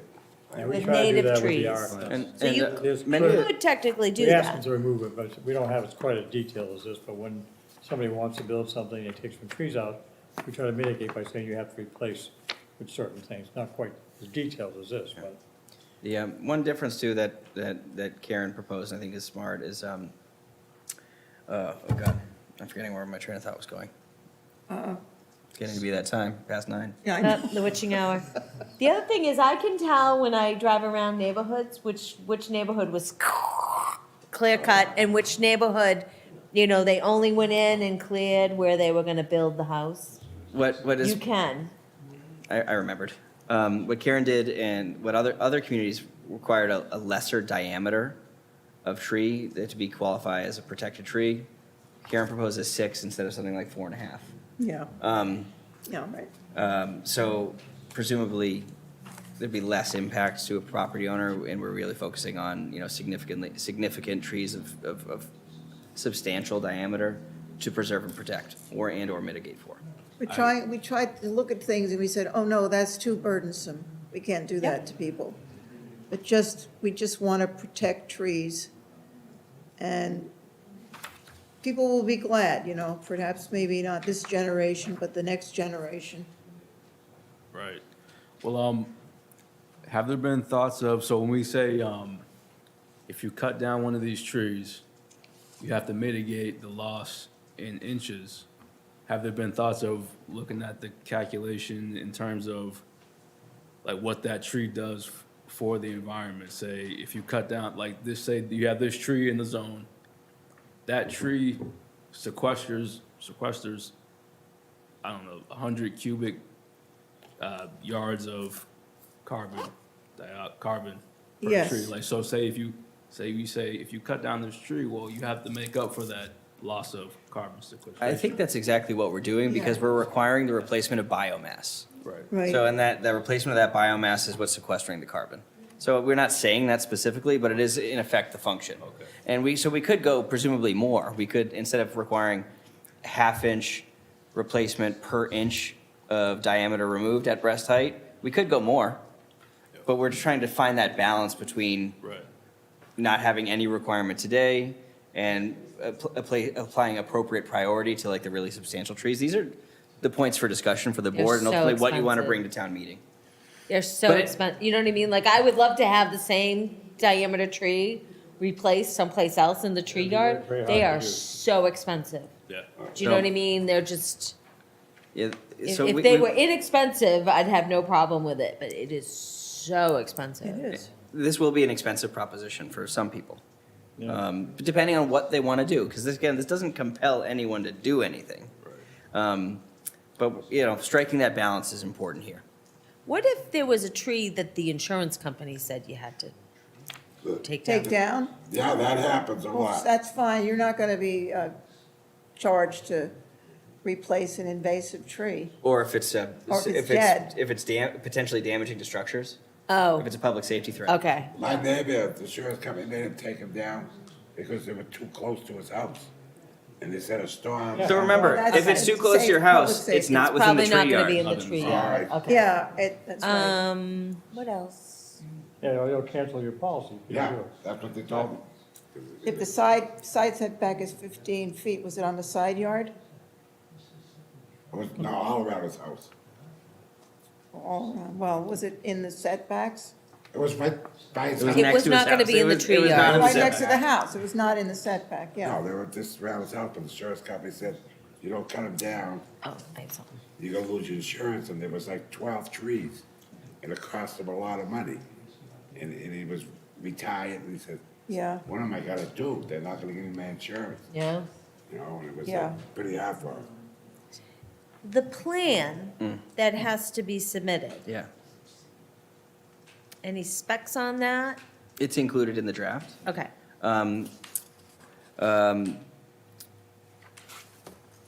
In section, in 5, submission requirements for a tree protection plan.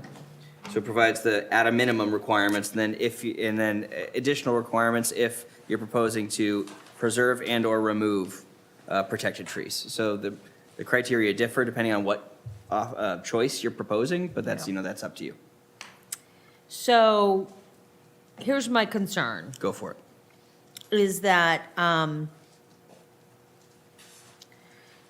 sometimes when you apply to permission granting authorities, it costs so much to prepare the plan. Yeah, Do you know what I mean? yeah.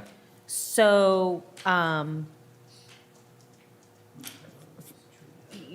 every house has some type of plan at the registry of deeds, right? Because it's attached to your deed.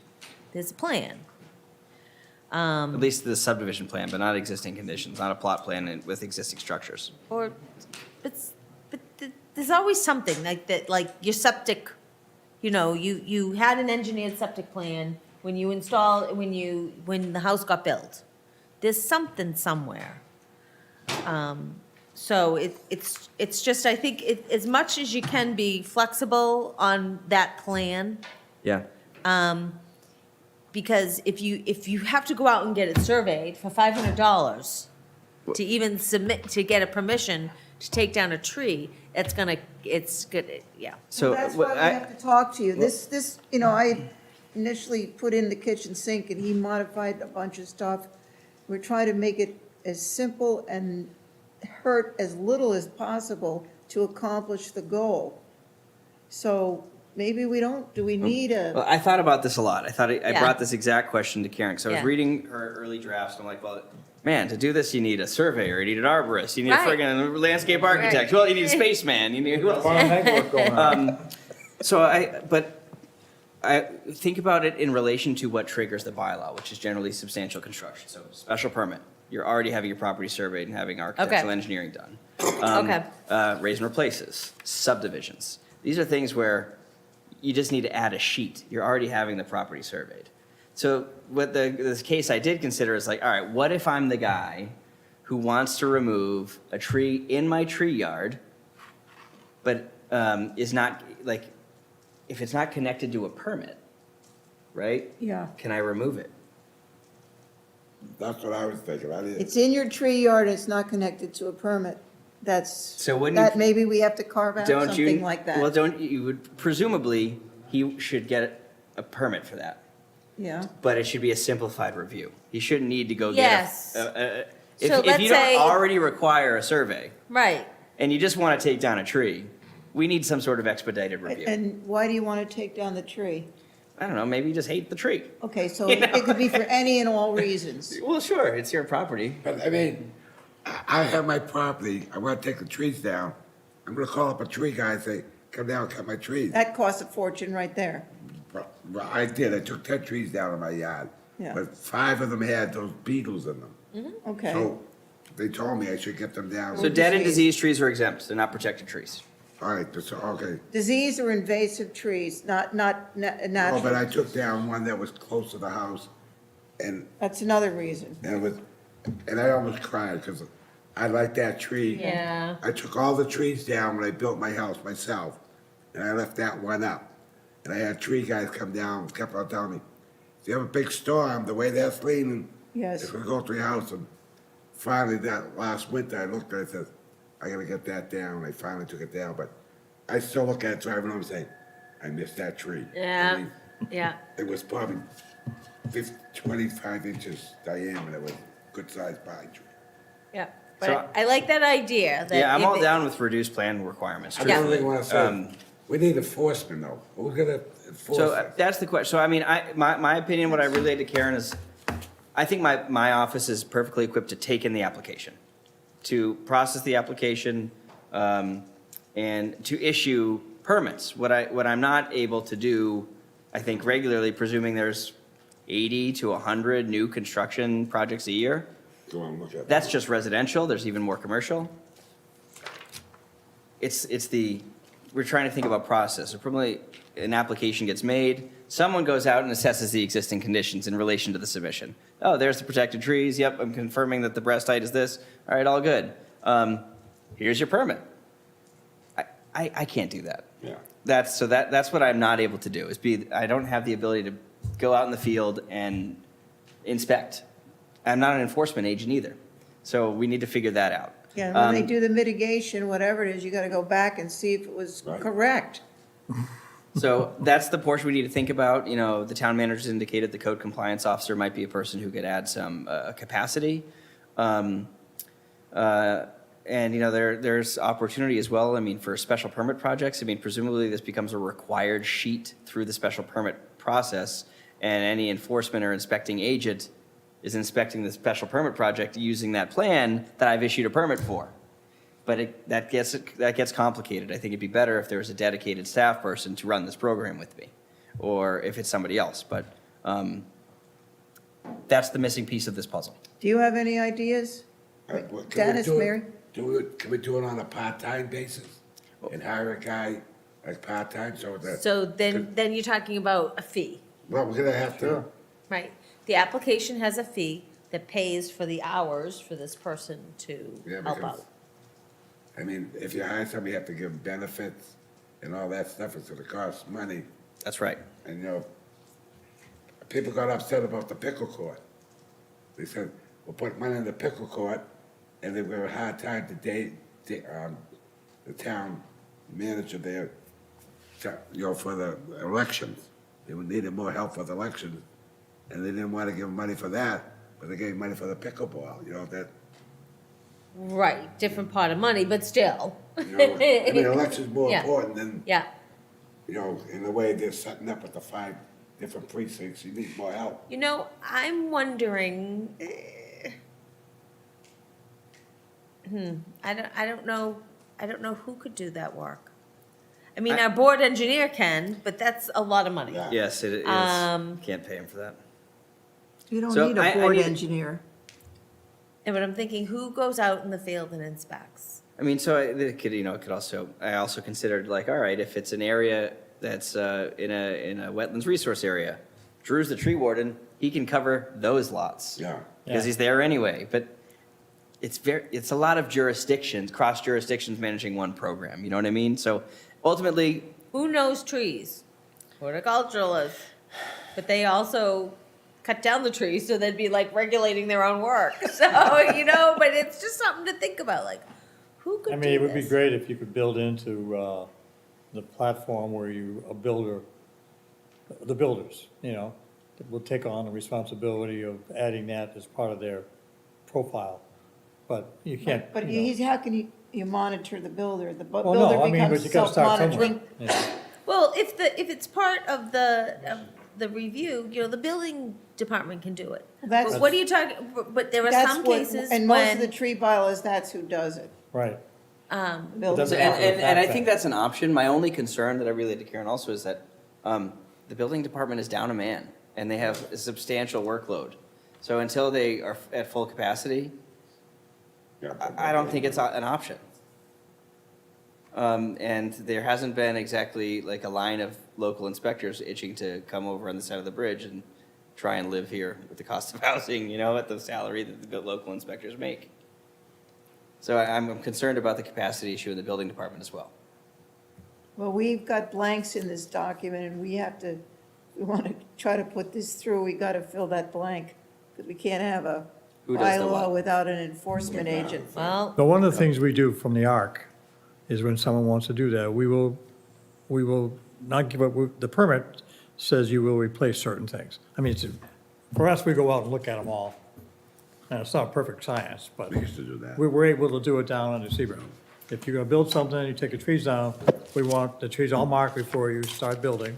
And we take pictures and we have it all. We haven't done a great job of replacing every single That's tree, but exactly what our plan would be, but who would do it? It can be done similarly to the wind chime It can be special done, but permit. it's going to, it takes time and I used to organization. go and check the trees there too. Well, I mean, it could be a planning board designee and staff, meaning me and a planning board member or two. Yeah, But that's how it used to be, right? you got a question, Mary? yes, sir. How about a tree committee? A tree committee. You never know. We need another committee. No. There might be people in town that would be interested in doing that. And again, Well, it would be. all that needs to be done is a review of the existing conditions, and then after any removal, seeing that the replacements were adequately Yeah. planted. That's the scope of the job. It's not, it doesn't require a certification or an expert to do it. You just need bodies. What could we do less, what would be a lesser step we could take in terms of certifying, the surveyor, arborist, what kind of person would we use to lessen the cost to the applicant?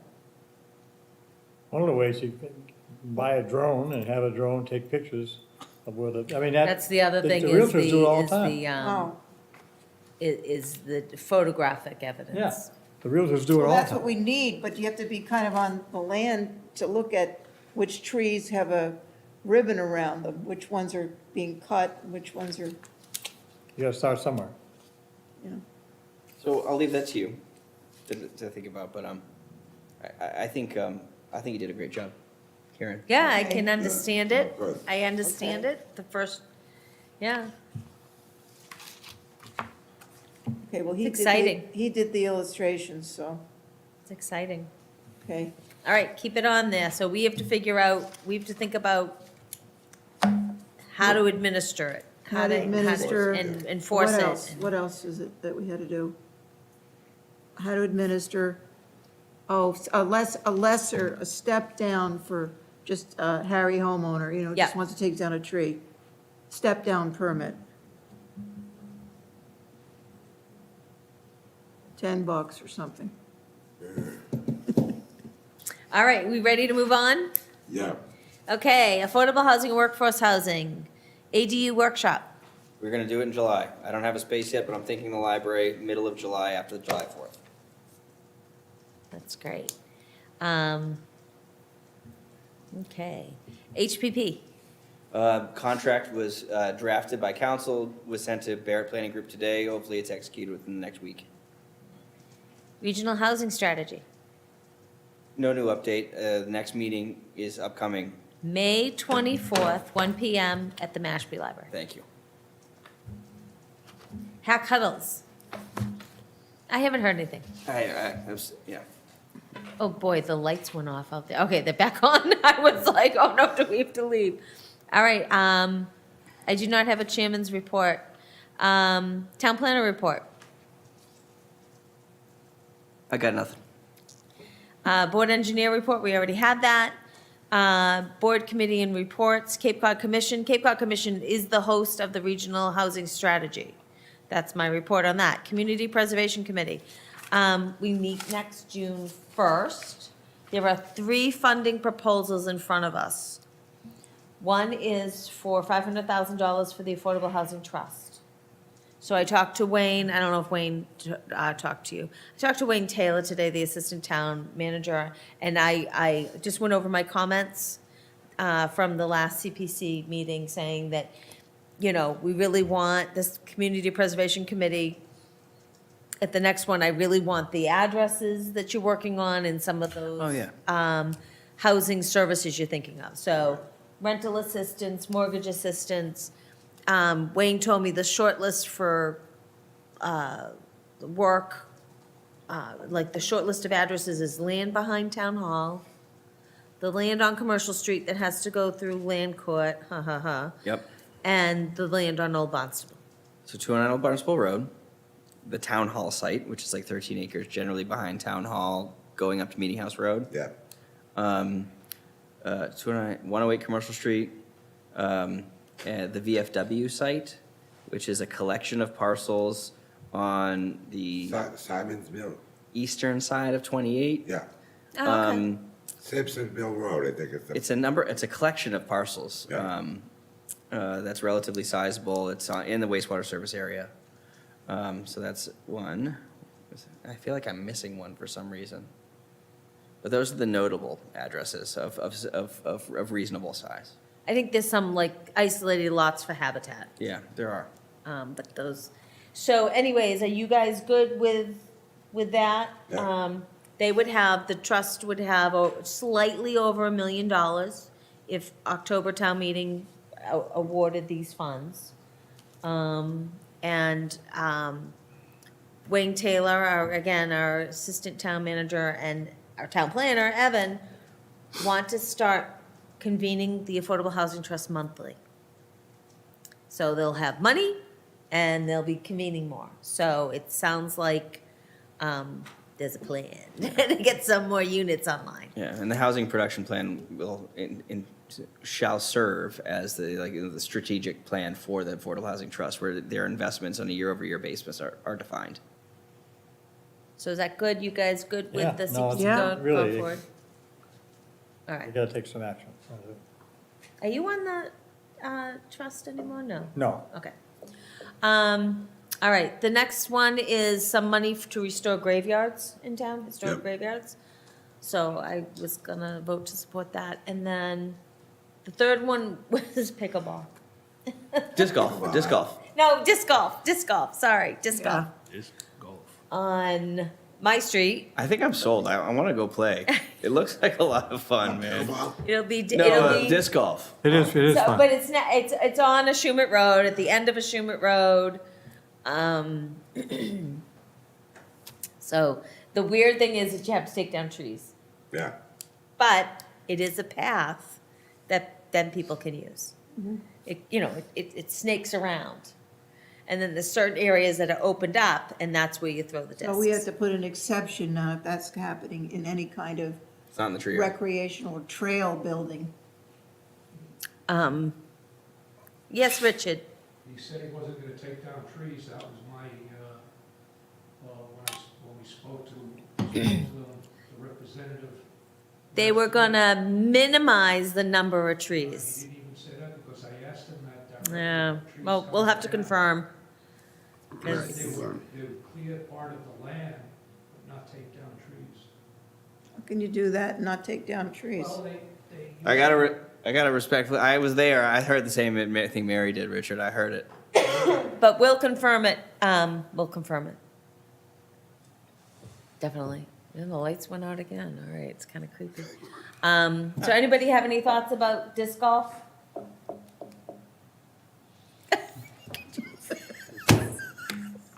I'm sorry. I think we should all go play. If we had a public golf course, we would just have hours that it was actually disc golf. That's how they do it in other places. We just don't have a public golf course, so they have to, But it will mean more accessibility to that land and, the people that walk their dogs, there's a dog park, pickleball, and there just has to be, There's a lot of people that play that game too. It's getting I bigger. was gonna ask, is there Yeah. a demand for disc golf? Yeah. Talking about Yeah. pickleball or growing. disc golf? disc golf, and It's it's. golf fun, it's a frisbee game, I think. Like It's a this chain different basket. demographic than pickleball and the dog park. What's the demographic, It's young men young men? with beards and baseball caps. Don't you remember? There was like 30 of them. I was like, oh my God, everybody go get a hat. It was Drew very Fit- popular. It was Drew. It was about Drew wears his hat all the It's time. very popular. Yeah. Yeah. It's very Has anybody popular here and ever it's. played it? I have. Is it fun? Like a lot of fun on a scale of 1 to 10? Well, I mean, you're outdoors. Is it and you're- substantial That's a fun? primary. With your buddies, Yeah, walking in the woods. yeah. Yeah, Sounds pretty great. And they're gonna park across the street at the soccer fields. they give you different, no new one's a driver, asphalt. one's a, different size. Have to see it. It's a lot of fun. All right, so that's what's going on there. Design review, Yes, ma'am. Here we go. Color Me Mine Pottery is moving from North Street to Green Street, and the issue was the sign that you see there. And we passed it because it's only 24 and change square feet, and section 174.55, for your information, says the wall size could not exceed, a sign cannot exceed 10% of the space of the front wall. So it's 355 feet, and 35 feet is the maximum size, and it's only 24. So this is a franchise, by the way, we didn't know that. I didn't know that. Yeah, and they're coming into their high season now, because all the grandmas and grandchildren will be showing up. awesome. Plan review. Plan review, gosh, met and reviewed an application for a personal kennel license. Oh, yeah. Did I already report this to the I board? think Yes. you did, yes. Okay, then we have not met since. That's my report, same as last week. Yeah, number of them dogs, so they had to get registered as a Right. kennel, private kennel. That's right, and that was approved. Great. We don't have a representative to the Environmental Oversight Committee, Historic District Committee. When's the meeting, Evan? Tomorrow morning, 8:30. All right.